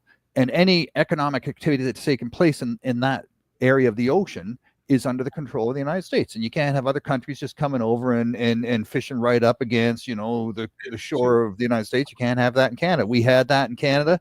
We had Spanish ships coming in close, and we captured them and dragged them back to land and took their nets away and went to the UN and got this exclusive economic zone agreed to that all the countries agreed to. So you have this area where you can control it. So now you can start to rebuild fish stocks, and they document this in the book in the process. And we've all heard this story about a community of farmers, and they have a shared field where all the cattle are put into the field, and that's where they graze. And some people said it doesn't work because the farmers will say, hey, I want a bigger share of that. I'll just shove more cows in there and I'll get more of the share, just by asserting myself. Right. And it'll fail. It'll fail because of that. And what they found in the United States is that that's not true. So what they did, instead of let's go back a bit. You remember, Deadliest Catch, right? The TV show Deadliest Catch. 100%, so when they started Deadliest Catch, the government would announce to all the people with licenses to fish for a crab. They would say, okay, we can go out and catch 70,000 tons of red crab starting on this date and until they're gone. And then all the ships would go out and madly compete with each other and carry, cages on their decks, 2, 3, 4 piled high, dangerous, going out in the worst weather possible, people getting hurt because they're fishing in storms. Everyone wants to get their, the biggest share of that quota and that they can get. And that's what made that show really interesting, because people were getting hurt. People were taking chances. You're out there fishing in storms. Everyone's trying to compete with each other for the biggest share of that allowable quota. They changed that about 3 years into that show all around the United States. So anyone who has a license, they look at, how you fished and what sort of fish you brought back. And you say, okay, if we have a quota, you can get 3% of the quota. You're entitled to 4%. You're entitled to 2%. You're entitled to 1% of that quota, because that's what you normally bring back. And then you get to go fishing anytime you want within a set period of time to go and fill your quota. So there's no incentive to fish anything more beyond your percentage of the quota, right? So you get 2% of 80,000 tons of crab, because that's what you get. So then you're not going out on stormy days. You're not taking chances. You're not stacking your pots 3, 4 high on the deck. You're not, running interference on the other guy. You're sharing information. And if you think, well, you know what? If I don't take my quota this year because I think the fishing isn't that good or the crab are small, I'm going to leave it. And next year they're going to be bigger, and I'm going to get 2% of bigger crabs or 2% of a bigger quota. because there'll be more of them. And because of this, what they call this catch share, that's what they call in the United States catch share. They've, in the last 20 years or so, the United States has been able to rebuild over 50 different commercial fishing stocks around the coast of the United States and bring them into sustainable condition where they were at danger, at risk, whatever you want to call it, at those various levels of problem issues with the numbers, and rebuild the numbers so that the fishing can happen at a sustainable level, so that quotas can be handed out and the fish will populate and rebuild their numbers every year. And they have eliminated 50 different fish that were in trouble and put them into sustainable condition. I think there's 6 or 7 left on that list that they're working on, and they knock off 1 or 2 a year every year. And it's and the fishers are able to. Now, this is also a share of this goes to head boats, to the recreational fishing community as well, right? So if you're going out after red snapper, you get, the recreational fishing community gets a chunk of that, and they have to report their catch as well, right? So this is really spreading, and everyone is taking a stewardship responsibility, because the bigger the bigger the quota gets, the more fish they'll get, because they have 2% of an ever growing number. So they get 2%. It's always 2%, but the 2% of 10 is okay, but 2% of 20 is better. Mm-hmm. And it's just, we got to start doing stuff like that in Canada. We've done it a little bit, but we've got to do way more of that, and we got to get everyone at the table too, right? Which we don't agree now. Yeah. I think you touched on a great point that needs to be reemphasized, in the sense that if you're a weatherman, you can get the weather wrong, ho hum, too bad, so sad. Nobody really cares at the end of the day, and it really doesn't have much of an effect. But when these scientists, when these biologists get it wrong, and you have these, commercial flotilla of boats that can harvest hundreds of thousands of fish at a time, you can't get that wrong. Mm-hmm. You can't open up a fishery and expect that, we'll just see what happens. You can't do that, or the fish may disappear. Scotty, the other thing is, when you got people fishing like madmen out there to try to grab as much of a set quota as they can, try to get more, the biggest share possible, what they're doing is they're fishing badly. They're fishing using gear that's more destructive, but it's more efficient. So they can catch more fish in a short period of time. But, and maybe they can get the whole quota. You see these fishing operations, the government opens the fishing season, and it's open for 48 hours and it's done, because people are going out there with monster nets, monster fish capturing capacity to grab the biggest chunk of that share as they can manage until it's shut again. And as a result, they're catching everything else at the same time, and the bycatch, the amount of other fish that they have to discard because there's no season for it, because it's not open, because they don't have a license for it, because there's no quota for it. So all these other fish species are thrown over the side of the boat dead, and that has been happening. That's a huge problem with the commercial fishing. Now you take away this mad rush, and people can say, you know what, I'm going to be more selective. I'm going to use gear that's less destructive. I'm not going to, destroy the bottom. I'm going to fish above the bottom now instead of scrape the bottom. And I'm going to take my time and target exactly where I know the fish are and the other fish aren't. So the benefits are just overwhelming. The other thing, Scotty, that they've noticed is marine sanctuaries. The dirty word marine sanctuaries, right? We have a no-go zone, no fishing there, no bottom fishing there, blah, blah, blah. These commercial fishers and recreational fishers are in favor of these things now in the United States, because they know those things produce fish. And the more fish they produce, the bigger the number is. And the bigger the number is, the bigger amount of fish they can get with their 1 or 2% of that number, right? So they love these things now. They love these things. So it's just the benefits, and it was a beautiful story. And who would have thought that just by getting people to buy into it and acknowledging that these people have a role, that they can play a hand in stewarding the resource, that it's not a policing action, right? It's not a bunch of bad boys. And the story, it all centers around this one individual. He's a man from Texas, and he ends up controlling the entire fishing fleet out of Galveston. and he destroys the entire fishery just out of pure greed. And not only does he wipe out his competition, but he wipes out the fish because he's so good at it. And then they teach him. It doesn't sound logical to me, though. Yeah, but that's how it was. It was a competition to see who could get the biggest chunk of the, if there was 20,000 fish you are allowed to catch out there, he was the one who caught all 20,000. No one else could do it because he beat them all out, right? He beat out his competition. So he got all 20,000. But then just by doing that, he wiped out the fish population too. So they retrained this guy. Now he's the biggest advocate of catch share. And he says, look, I made a mistake. I didn't know. Now I know. Now I'm into this catch share thing. I pull back. I'm not fishing this now. I'm going to take it. I'm going to take a few years off and let the fish stock rebuild because I'm going to get 2% of a much bigger amount of fish. And you took this tyrannical.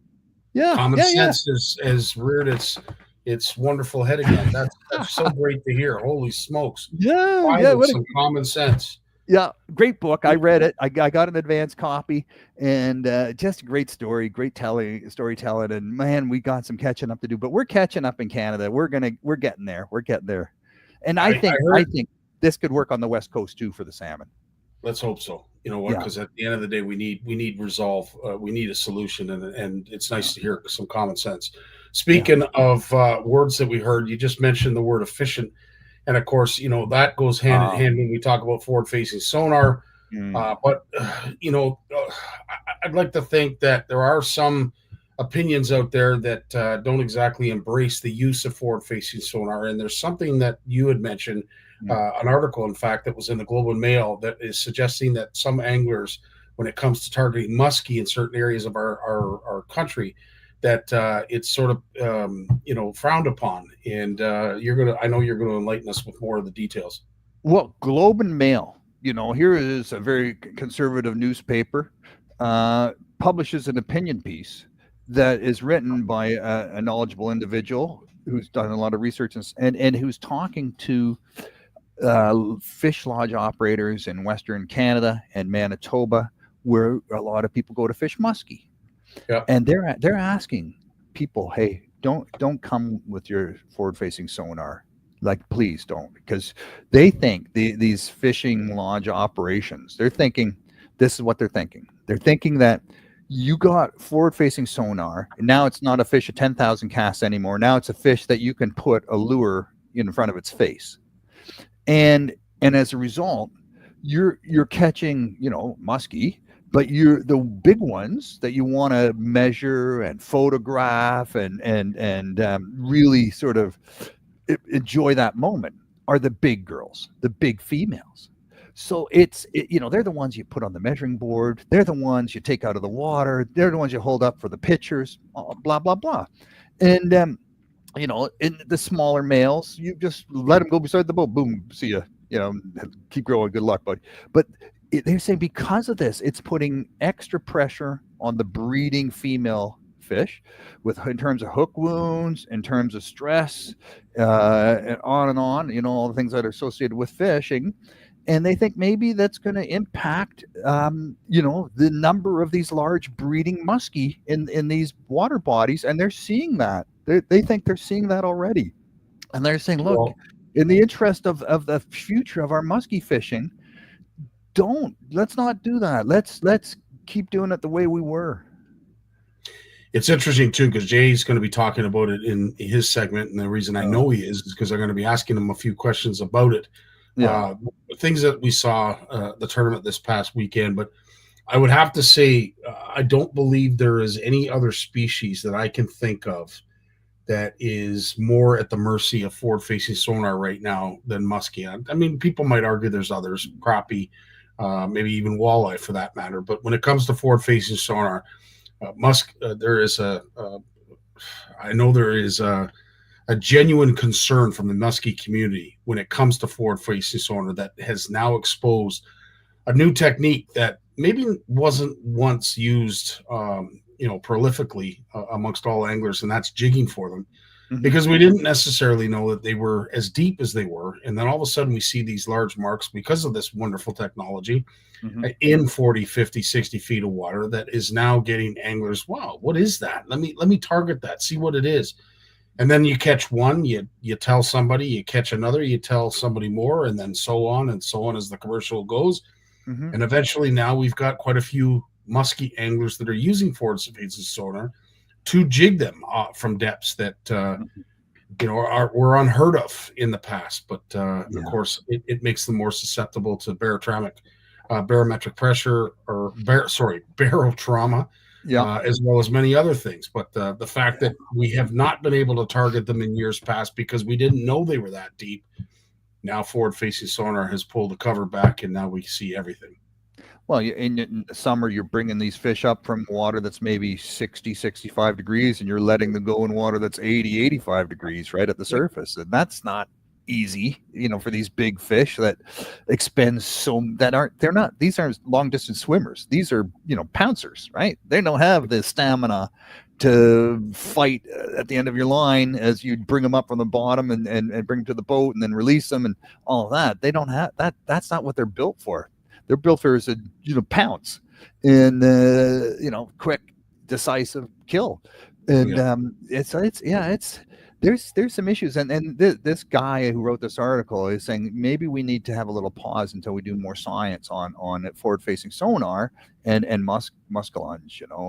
I don't know. Like that's, and maybe some of these fishing lodges are going to start saying, but people are packing. It's better than closing it down. It's better. Like, at the end of the day, and trust me, there are situations where we have seen in history that would suggest that we don't trust anglers and that we just close fisheries down because we don't trust that they're going to do the right thing. Mm-hmm. And this is my concern when it comes from the muskie community, that if unfortunately we don't jump on board and see that there might be a bit of a problem, and adhere to the guidelines and the suggestions of others that do, that we're going to be at a crossroads, and unfortunately the fish will have to fight, or the fish will succumb to our bad decisions.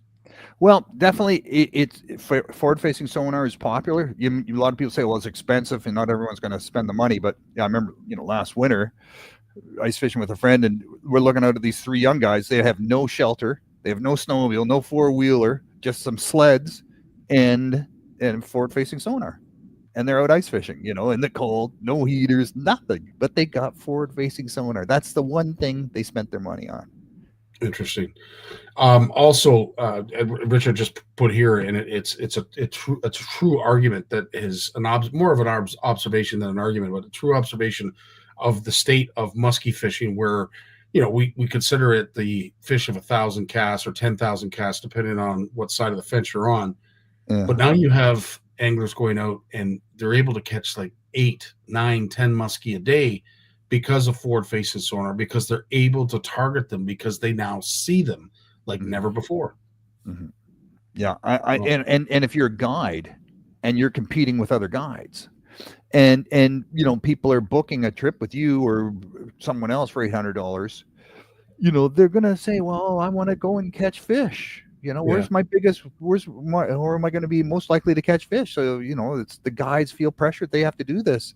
It's something to compete with their competition. If they don't do it, they're going to be sitting at home.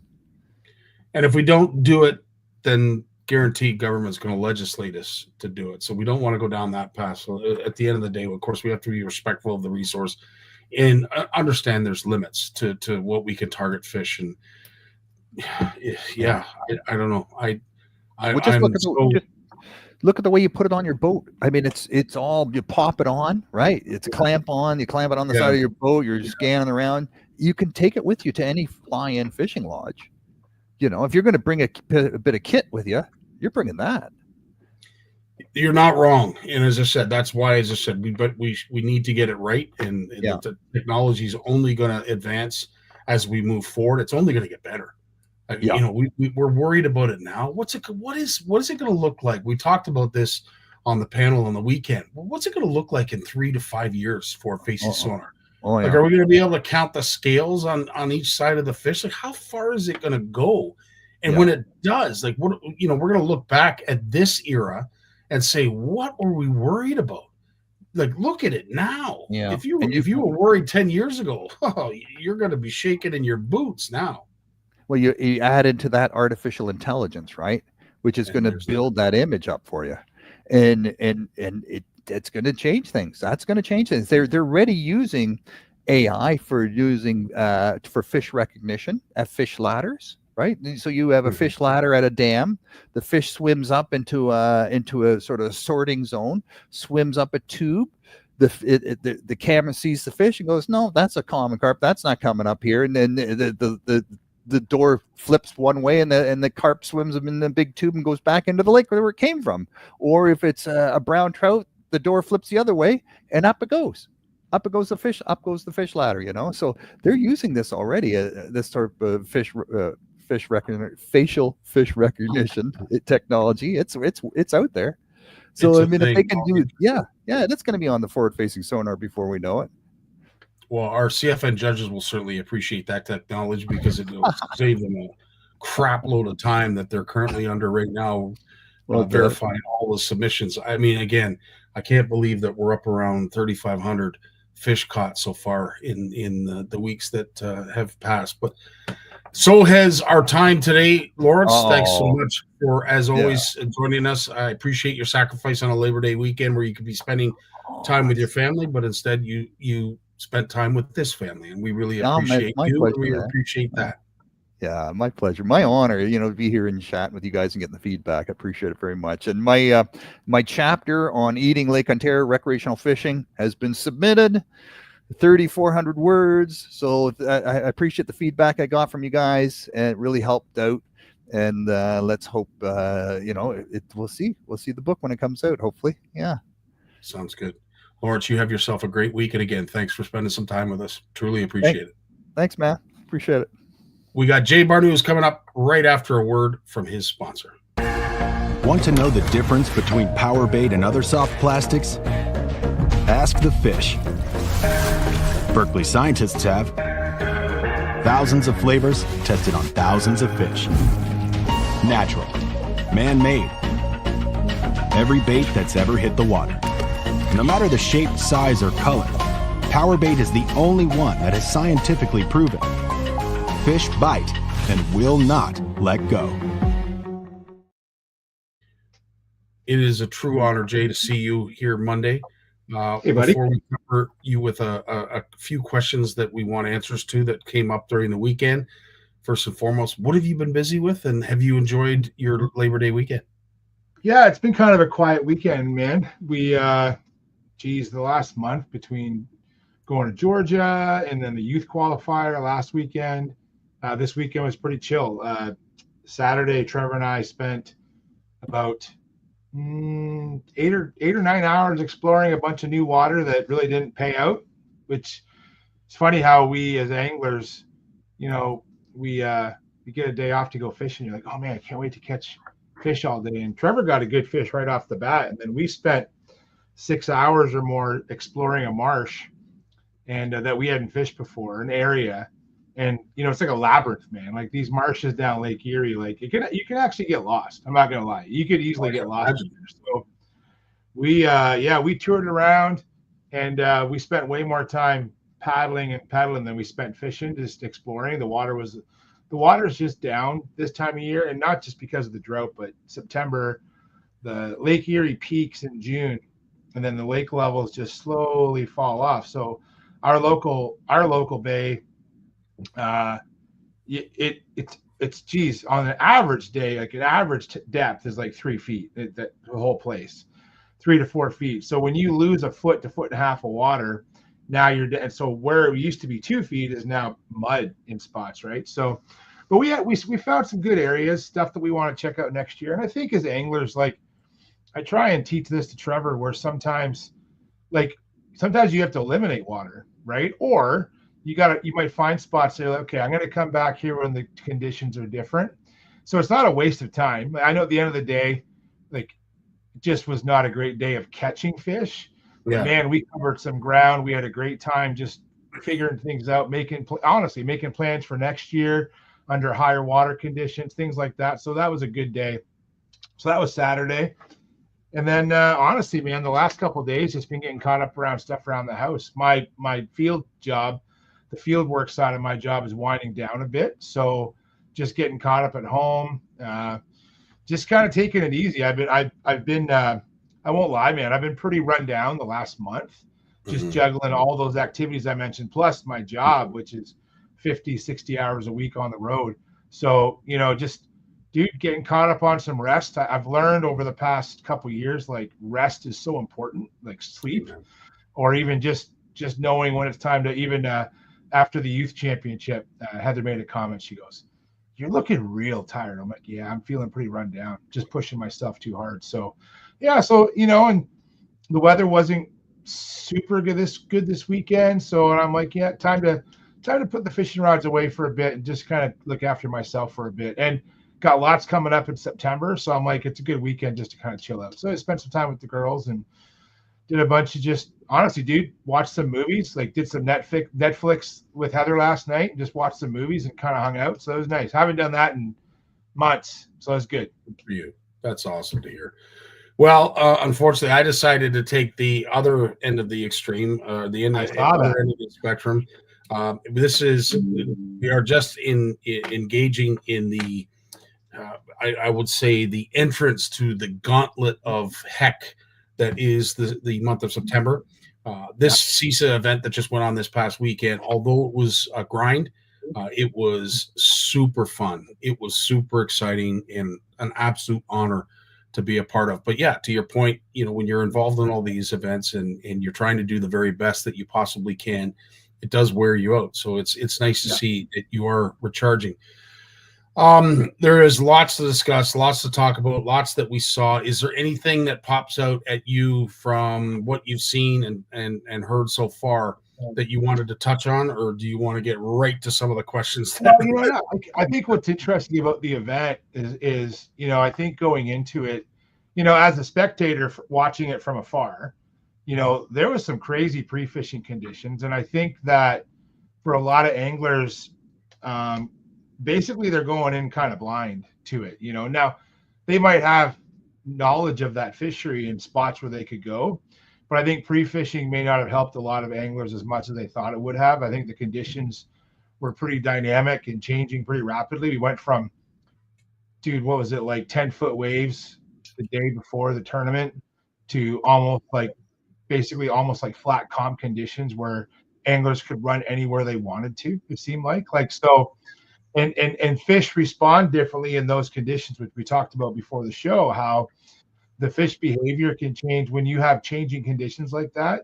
Not only is it affects the anglers and where they're going to go, but it also affects the fish and how you might actually target them. So, because fishing for smallmouth in sort of rolling waves, sometimes the bite can be better than when it's flat calm. When it's flat calm, those fish can be a lot more shy and timid, and you have to change your tactics. So yeah, I think a lot of anglers, and I kind of watched like Evan Kung come from the back and up on top. Danny McGarry and his partner, they had kind of a mediocre day one, but they kept moving back up. I kind of enjoyed watching some of these anglers who really didn't do that well on the first day. They were kind of middle of the pack, and they just were consistent though and moved. Of course, the Johnsons, basically wire to wire on this thing, but some of the names that moved up and were consistent in those changing conditions, I thought was very cool. Would you agree? The conditions seemed to change a lot to me, and I was sitting here. It seemed to be very. It was the extreme. When we showed up there on Thursday morning, I think it was Thursday afternoon around noon when we had the captain's meeting at 2. We're helping out, and I had driven out of rain from the west into sunshine. I get to Kingston. It's a wonderful day. And then as the anglers start showing up, all of a sudden the heavens start opening up, and we had quite a bit of rain. But that was on the heels of what was an extremely windy couple of days of pre-fishing where, as you mentioned, there were 7, 8, and even some legit 9-footers that have beat up boats. We had a couple boats that weren't able to make it to the captain's meetings because they had to spend the time to put them all back together. The unfortunate accident that Cal had with his boat. There was some unfortunate situations that arose because of the weather. And then all of a sudden, the tournament starts, the winds died down, it starts with rain that wasn't forecasted. Saturday, it started as a beautiful day, and then the wind started to pick up a little bit in the afternoon. And then, as I said, Sunday, the anglers got what they deserved, which was a day of peace and quiet.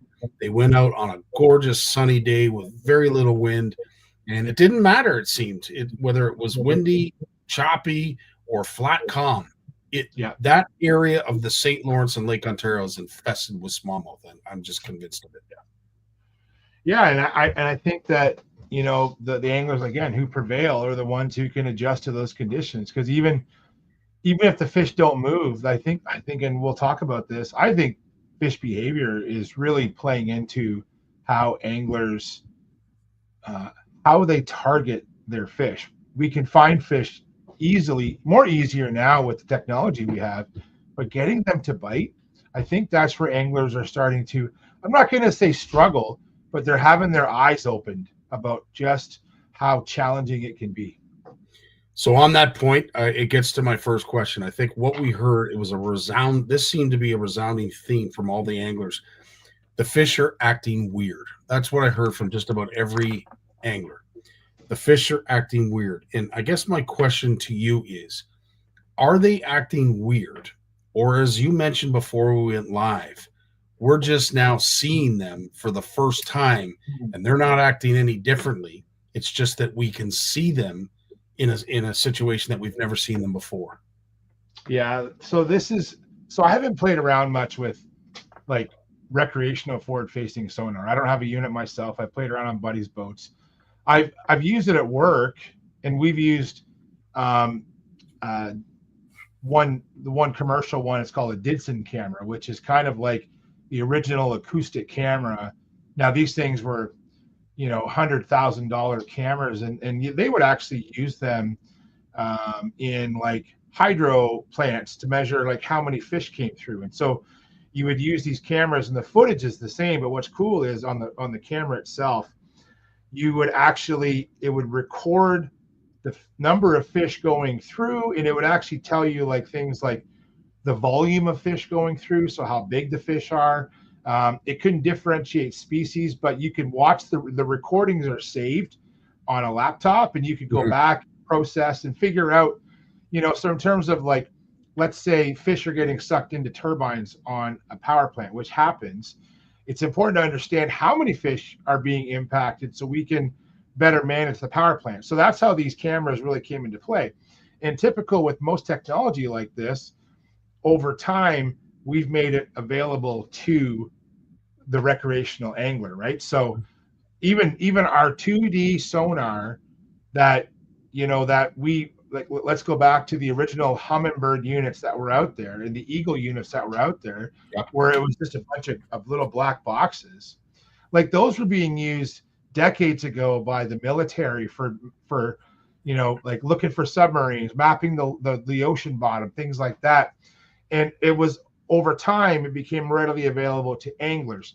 So forward-facing sonar, this technology has been around for a long time, where they've just scaled it down where it's functional, and I'll use that term functional because it's still not plug and play for everyone. You got to have a separate unit, separate transducer mount, all these things, but it's very practical. And now what's happening is anglers are starting to actually study fish behavior. And it's different when we can actually, and we made the comparison before the show. Jim and I were talking about like when you fish for shallow fish, right? So we go out on Erie, out here. When we kayak fish, we fish a lot of shallow fish. We're sight fishing them. We're using our eyes, not sonar. And you can see these smallmouth. And when you cast to them, sometimes they beeline right for your bait. And other times I casted well away from that fish and it's already spooked. It's already in a bad mood. And so fish can be in the positive, neutral, or negative moods. And this is stuff that's been talked about in fishing magazines. I can remember reading about this stuff back with the Linders and in fishermen 20 years ago, 30 years ago. So we have to understand the mood of fish. And so what we're seeing now is that using forward-facing sonar, we're able to look down into the water column at depth, 20, 30, 40 feet down, where our eyes can't readily see these fish, or we're looking out beyond what our eyes can see. So we're looking on a shallow flat where we're actually seeing fish moving, let's say on a weed edge, right? So we can actually see the fish, but I can't see them with my eyes because they're 7,500 feet out. But we can study their behavior and look at their mood. And what you're telling me is some of these fish are acting weird. Now, a couple of things are at play here. Number one is we know that when we catch a fish like a smallmouth, and studies have been done where if I catch a smallmouth bass, if I pull a smallmouth bass out of a school, I catch it, I bring it in the boat, I might photograph it, and then I let it go immediately, that fish goes back down to the school, and that fish has gone through some sort of like stress or a stressful situation. So it's going to survive. The fish is fine, but it's emitting basically, it's not enzymes, but it's basically sending out stressors off its body where it's like, it's telling its buddies, oh man, or they can sense, oh man, my buddy here is stressed. Something's just happened to my friend. And if you catch a couple more fish on that school might change. And you'll hear stories about how anglers might catch fish out of a school and not let those fish go back. They'll actually keep those fish in their live well. Now in a tournament, you can't do that, but in a regular fishing day, some anglers might do that. They want to catch the most fish they can. They're going to keep them in their live well. That's a whole ethical question. That's a whole other show. Or they might release those fish like off the back of the boat or move and release those fish somewhere else and then come back to that school of fish to try and, so those stress fish that were caught are not stressing out the school that they're targeting. And I think what anglers are seeing is when forward-facing sonar, they're seeing these schools of fish. You're watching these pixelated fish swim around, and you're studying their behavior, and you're seeing, wow, these fish are not behaving the way they were maybe in pre-fish. But that could also be because those fish in pre-fish were more active. Maybe they are actively feeding. Maybe there's less bait around on tournament day. Maybe it's a different time of day. Maybe the sun's a different angle. Maybe there's cloud cover, no cloud cover. These are called covariates. There's so many variables or covariates that could impact these fish. But now we're seeing how these fish are responding, and they're not responding the way I want them to respond. They're responding negative. They're not acting the way I want them to. And I think as anglers now, not only can we find fish, but we're also seeing the fish that we can't catch and you hear a lot of the elite anglers and MLF anglers that are interviewed, and they find like so many fish they find on forward-facing sonar, they're not catchable. They just are not in the mood. They have to now, part of their game plan is, I found fish. I have to find catchable fish, not just any fish, right?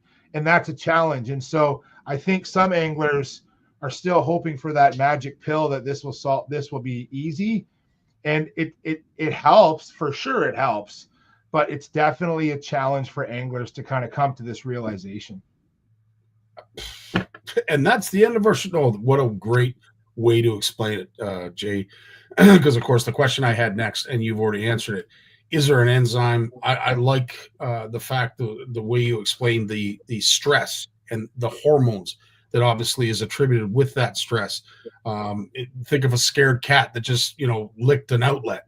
The hair's standing up on end. You put that amongst a litter of kittens, and of course it's going to be, it'll be the black sheep, the ugly boy of the group, and sticks out like a sore thumb, and of course warns other fish. Well, if he's scared, I should be scared. So I totally appreciate that analogy. But the forward-facing sonar issue and the debate continues. A lot of folks say that the St. Lawrence is pressured quite a bit with the number of tournaments and recreational anglers that are on it. And there's this constant pinging both on the American and U.S. or American and Canadian side that constantly goes on there. And these fish, if they have been hooked before, are getting in tune. There are so many possibilities and remedies for why these fish are so-called being weird in how they're acting. But I'm glad you clarified that about the stress and the thing about the enzyme, because that is what came up quite a bit this weekend. But also, this is another thing, is that efficient as forward-facing sonar is, it also has a tendency to lock us in on fish for too long. And there was a few anglers that admitted they spent way too long on a fish simply because they saw it. Yeah, like I think that, and we've all done this. Like if you I can think about how many times where I've gone into, even this summer, areas where I've seen large fish in the area, and I know they're relating to something. Could be an undercut shoreline, could be like a point, or it could be a stump or something. And I'll go back to that spot over and over, and I'll even see that fish from a distance. And I don't think I've spooked it. It seems to be behaving normally. I'm staying back from it, and because I don't think it's been spooked, because it keeps showing itself in that area, and I'm trying to catch that fish, and I've committed to catching that fish. Next thing you know, I've killed an hour trying to catch that fish. Yeah, it might be a key fish for what I'm doing that day. Maybe I'm in a tournament, but you have to catch your 5, and you got to get your limit, and you got to be competitive, and you have to decide what is when you sort of have to, like, I got to cut loose here and go try something else. You hear about this all the time in bed fishing tournaments. When bed fishing happens, anglers will find large bass locked onto a bed, and this fish could be the fish to turn around their entire tournament. And you'll hear anglers talk about how they spent literally an hour or two, maybe an hour in the morning, an hour in the afternoon, where they got back to that fish trying to get that fish to bite, because it was a fish, let's say a double-digit bass, and it's like, man, it could really benefit my tournament, but you've killed 2 hours trying to get that fish to bite. And I think as anglers, this is part of the strategy now with forward-facing sonar. It gives you a lot of confidence that you can find fish for sure. Mm-hmm. But knowing when to sort of stop. And I think as anglers become more practiced with this and understand fish behavior, like if I see a fish, and this kind of gets back to the spooking of the fish with the other fish around, like on Saturday I remember pulling up into this one cove Trevor and I were in, and I stood up and I was throwing a frog, and I threw the frog, and a fish was coming towards the kayak. Like, it actually hit the frog a couple times, missed it. Yeah. And I'm working it, and I know it's still there because I'm in such shallow water. I'm in literally a foot of water, and I can see like a wake behind my frog, like it's like stopping and it's moving, and I'm like, come on. And I'm talking to it, man. I'm talking to this bass. I'm like, come on. And then finally it sees me.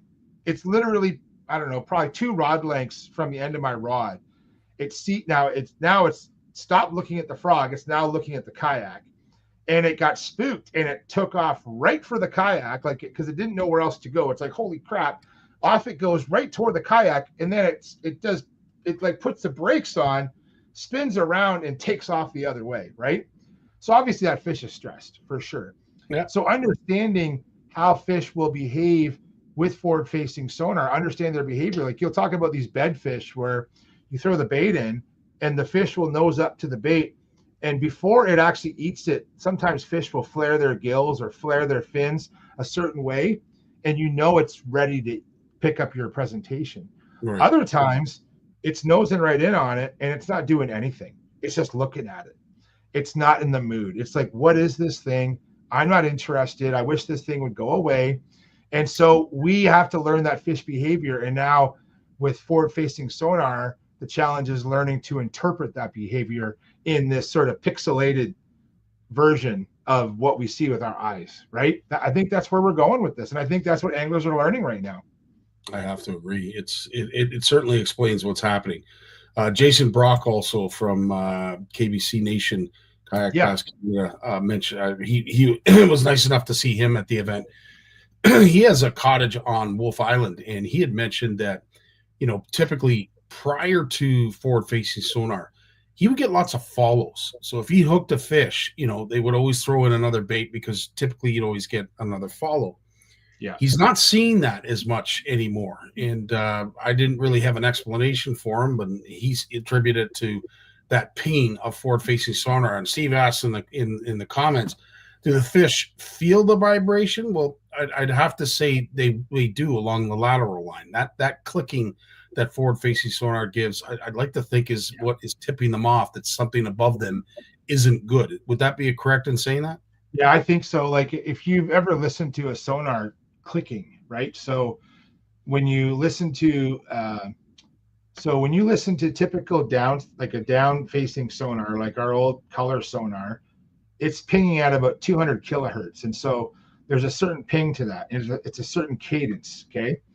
And then when you get up to side scan, it goes from, depends on the unit, but you're looking at 400 to 800 to 1200 kilohertz. So instead of like sort of a 200 is like on this scale, 200 is your low end, forward facing sonar is your high end. So your low end is like kind of like a thumping, like thump, thump, thump. Yeah. And then your side scan, depending on what model you're using and what kilohertz you're running, it's more like a thump, thump, thump, thump, thump, thump, thump, right? Where it's cutting the slices of bread and it's giving you a higher kilohertz. When you get to forward-facing sonar, I do believe it's around 2,000 kilohertz. So it's like it's like fast, rapid fire sound. To get those signals, it's rapid fire. And so I think, and there's research being done on this right now, but I do believe that sound it can spook fish. I don't see, like, you even back in the day, you'd even hear some of the old school largemouth anglers say, I turn all the electronics off in shallow. One, because you don't need it in shallow unless you're looking at water temperature, but two, for fear of spooking the fish because you have that clicking. Now you go to this rapid fire clicking and you're pointing it like a gun at the fish, right? Like the sonar, if you played with it, Scotty, it's very narrow beam, right? So to get your target, it's like a spotlight, literally. And so you're shooting that spotlight, but instead of light, you're aiming high intensity sound at those fish. And if you go a little bit off, you don't see anything.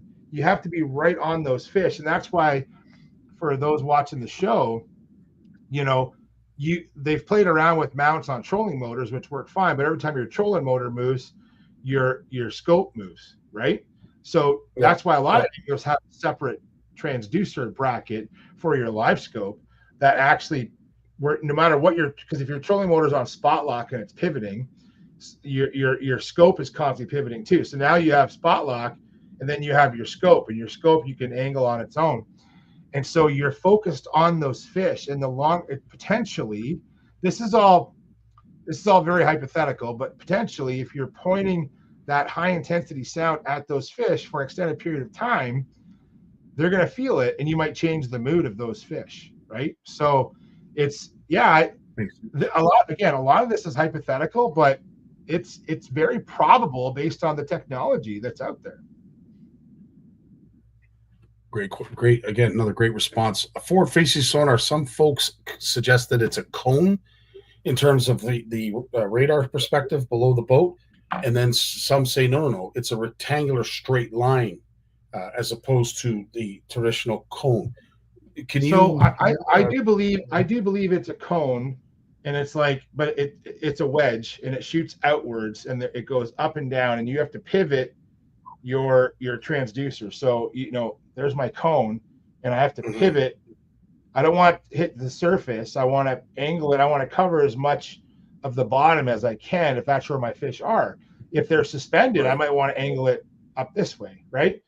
And so it is basically like slices of pie. It's a wedge, and you angle it. So I do believe it's a cone, and the actual transducer helps you focus that cone where it is. I don't believe it's rectangular.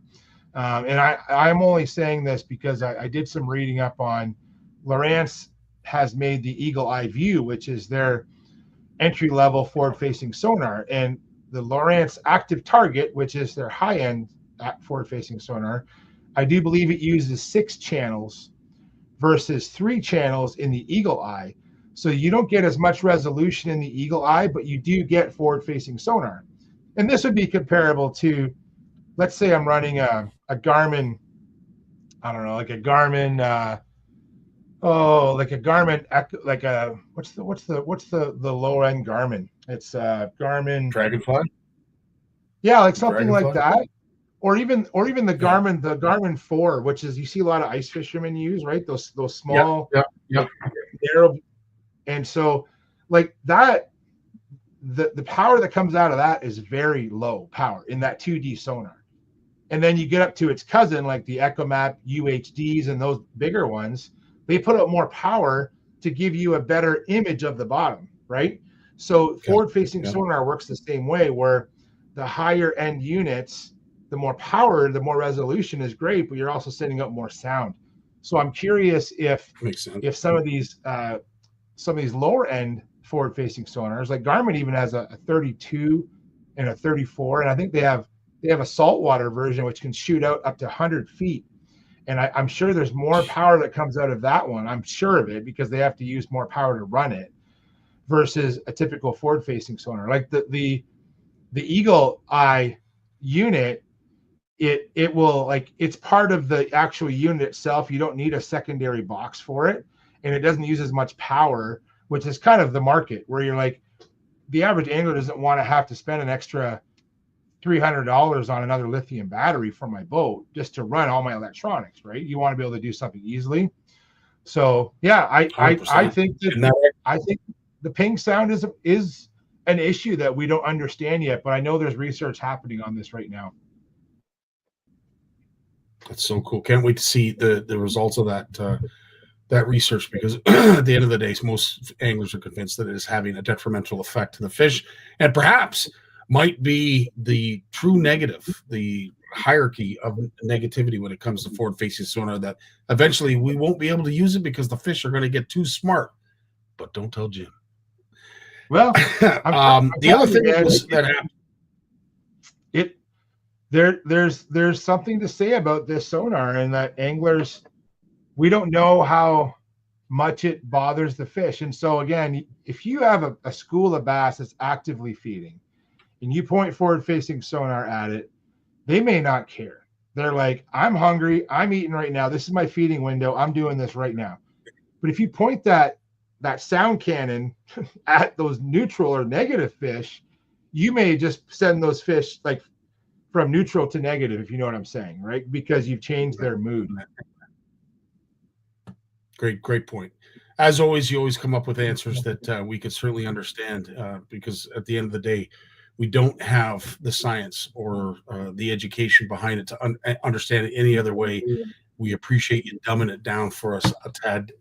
Hey man, I'm just making some educated guesses as an angler and as a biologist, right? So we appreciate it nonetheless. A tag fish was caught this past weekend, and I thought this would be a great opportunity to explain to folks the importance of what to do when you catch a tag fish. This is one of the smallmouths that were caught by Chris Johnson. Moose took the picture, and I do see a website or a link on there, as well as a phone number. But from this point, after taking this image and a picture of the tag, what does an angler do? Well, that's a good question, Scotty. So because you're actually able to see a lot of the information off that tag, so you can't quite see the website. I got the picture zoomed in here, but you can see the phone number, right? Yeah. So first thing I would do is, because you can't quite see the website, but I can see the phone number. So I would actually take a photo of the tag. I would write down the number. So that's A7678. And then I would call that number and let them know that you found that tag. They would love it if you could tell them where you caught the fish, even if an approximate area. You don't need a waypoint, but if Chris said, north side of Wolf Island or something, that'd be fine. That's probably fine. They're not looking to steal your spots. They just want that data. And there's, a lot of fish get tagged. This is the trouble with tag studies. You can tag hundreds of bass and you may only get a few recaptures. That's the problem with tag studies. But those few tell you so much, because they get so few tags returned that when you get a tagged bass, you get that information, it's more valuable than anglers realize. It's really, really, really valuable information. So yeah, call the number, call the website, check the website. And if the information on there is just not that clear, even just post, well, good Lord, post it on Facebook. So I'm going to know somebody. So, as much as I don't want to stir the pot on Facebook, sometimes Facebook's helpful. And I would share that image online and see where it leads, because a lot of the science folks that are colleagues of mine, George and others, like, they're following along, and they'll share that with somebody who needs to see where that is. So Good to know. Good to know. All right. Well, hopefully, if since George is watching, maybe he can help us out as well. But George brings up a great point that I think we sort of touched on. I'm wondering if forward facing sonar is like the latest hot bait. Like when the Whopper Popper came along, you couldn't keep the bass away, but now it's not as effective. And I have to say, I heard this when it came to certain baits as well. And then all of a sudden we saw baits like the fuzzy dice and creature-like baits. They are becoming very, very popular. And I'd like to think, Jay, and you can take it from there, but I'd like to think it's because they're getting so used to the original baits that when they see something unique and different moving in the water column, that they immediately become interested. Yeah, the dice baits are an interesting one. I actually listened to an interview with Mark Zona, and he fishes like the Great Lakes a lot, St. Clair, Michigan, Huron, quite a bit, and a lot of inland lakes for smallmouth. And he suggested that the dice baits mimic a lot of the large aquatic macroinvertebrates. Like, so when the mayfly larvae come out of the mud and they're working their way up to the surface, right? And they actually have their appendages, their gills, and they're working their way out of the mud up to the top. And they actually kind of move in this sort of undulating, sort of rhythmical pattern. That's what he thinks. He thinks that these dice baits are mimicking a lot of these larger, because some of these dice baits, like, they are big, but some of these macroinvertebrates, these large mayfly larvae, like Hexagena is the genus that you see, that the shadflies are Hexagena typically. And so their larvae is pretty big. Like, it's, it's like the size of like a Helgermite kind of thing, right? And so the dice baits could imitate those really well. Like, that's what he thinks. And so it's a different look. Another thing too is that if you do research on what bass eat, they eat a lot of macroinvertebrates. So when I say macroinvertebrate, they're larger macroinvertebrates. So like we're talking caddisflies, mayflies. There's all kinds of invertebrates out there. And so in the aquatic science world, we'll call them macroinvertebrates. And I think that these dice baits imitate a lot of these macroinvertebrates, that even a big bass, they're opportunistic. And when they were younger, they might have fed on these macroinvertebrates more readily. But even as an adult, we know this with trout. Sure, a big brown trout in the Grand or in the local creeks that I fish, they become big minnow eaters, to be honest, to use the term in quotes. But at the end of the day, those fish will still rise for a fly if presented properly. And so I think some of these baits, in terms of the dice baits, they are a gimmick, but I think there might be some sort of truth to that. They might work better than people give them credit for, because they're matching the hatch pretty well. And the argument was made that perhaps with all the baits and all the pressure and forward-facing pings, pangs, and bangs, that they're going back to what they know. It's almost like, okay, well, I've got all this stuff flying around. I'll just go back to what I know as I learned as a young fish. And these fuzzy dice are just a larger version of what they remember as a younger fish. Yeah, there was that argument made, and you have just substantiated that perhaps it could very well be just that. Yeah, I think so. I think that's kind of where my sort of mind's at right now with these fuzzy dice baits. Now, a lot of people will say, well, like, look at crayfish baits.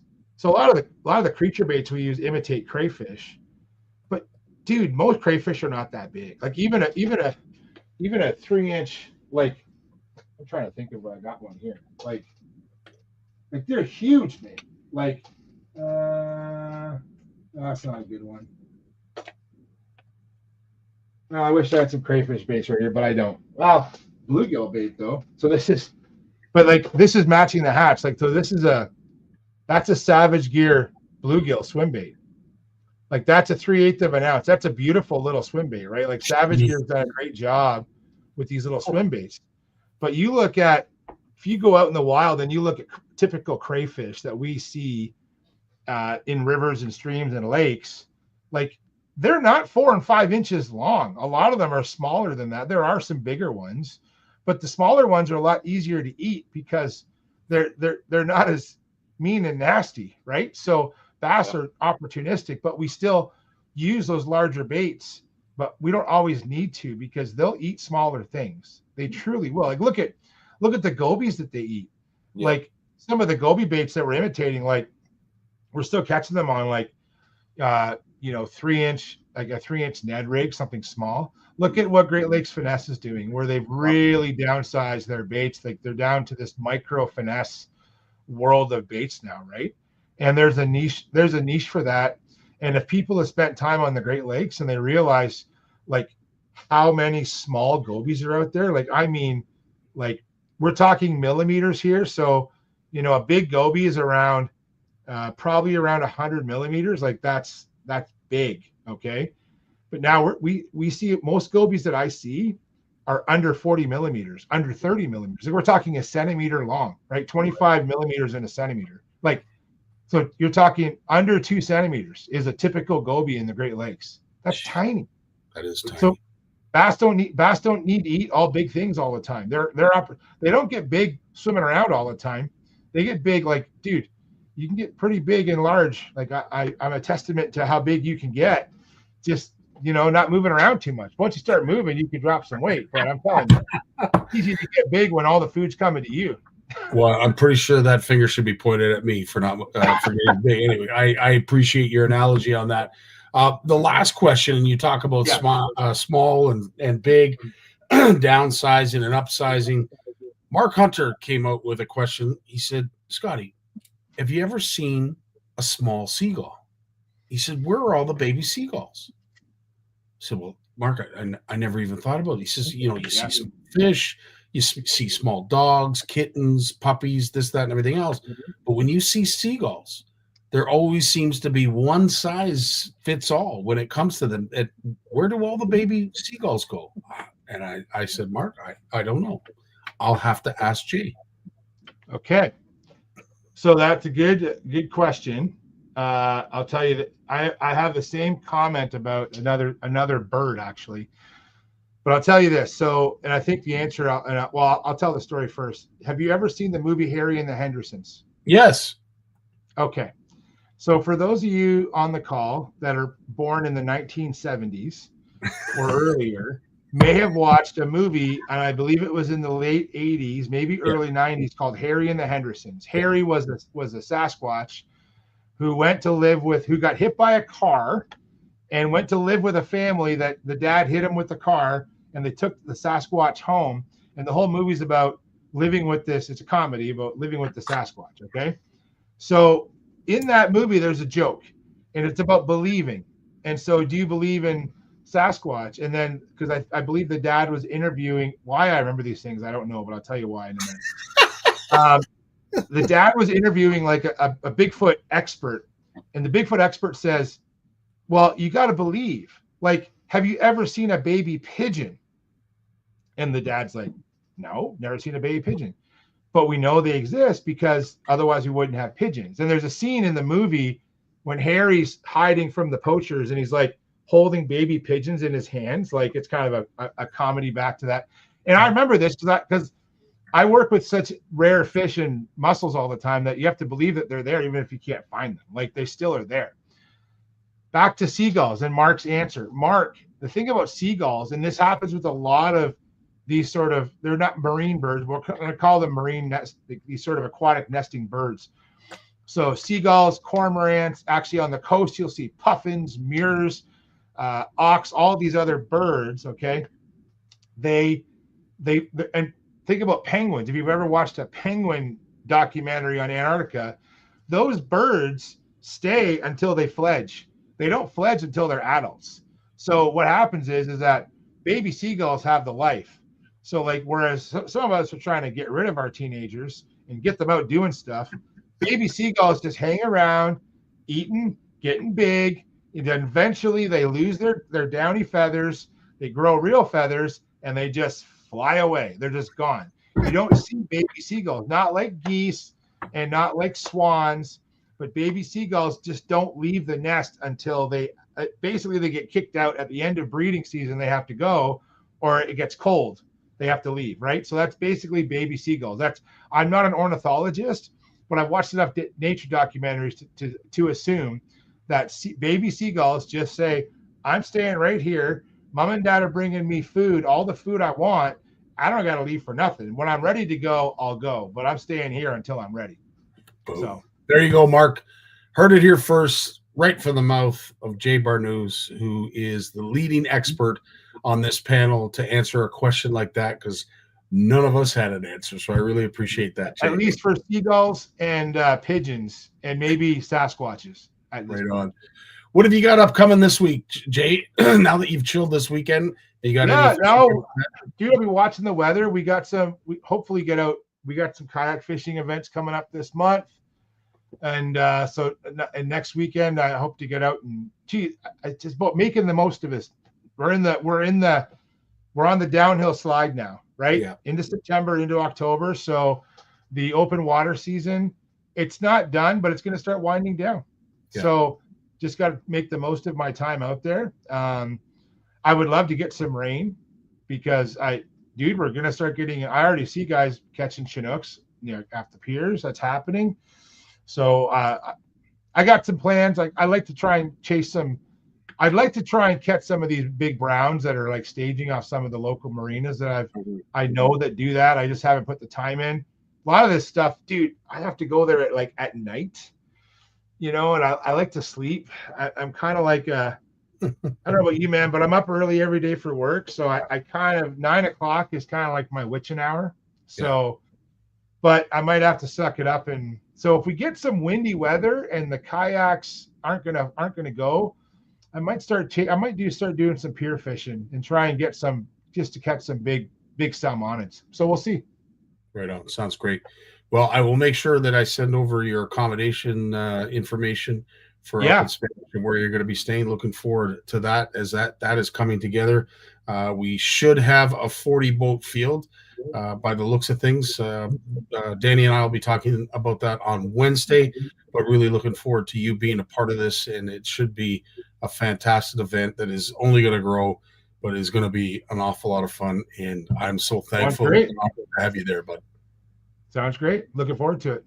Jay, thanks for your time tonight. Thanks for being you, and appreciate all of your efforts towards our community. It is truly appreciated, and hopefully you get a few more hours of chill, as it is on the eve of the witching hour for you. It is. We'll see you guys later. Be well. All the best, Jay. Take care, bud. Thanks for this. Well, that is the end of our show. Thanks for all of you who joined in, and certainly throughout the course of the weekend participated in what was a fantastic event in Kingston. The CISA event has come and gone, but it will return, and we are looking forward to being a part of it in some aspect next year. But in the meantime, we have so much other things to look forward to. Of course, our OFC Nation retreat up at Camp McIntosh, which is happening in September. But just before that, of course, is our NCOO Walleye Open up in Spanish. That is on the 19th and 20th. Looking forward to that. And then I'm in Matagami this weekend for their walleye tournament. So again, looking forward to that. It is a busy month of September. We'll get through it, and we will so because of the support of you folks. In the meantime, have yourselves a great week. Thanks so much for spending some time with us. Thanks for all of your questions, all your interactions, and of course, your continued support of our community. Without you, there is no us. Dave, it's our witching hour. It's time to take us away. All the best, guys. Love you all. Peace. Well, as much as I hate to admit it, I guess we've run out of time. So I've enjoyed it, but I'm going to do something I haven't done since season 1. Turn out the lights, the party's over. They say that all good things must end.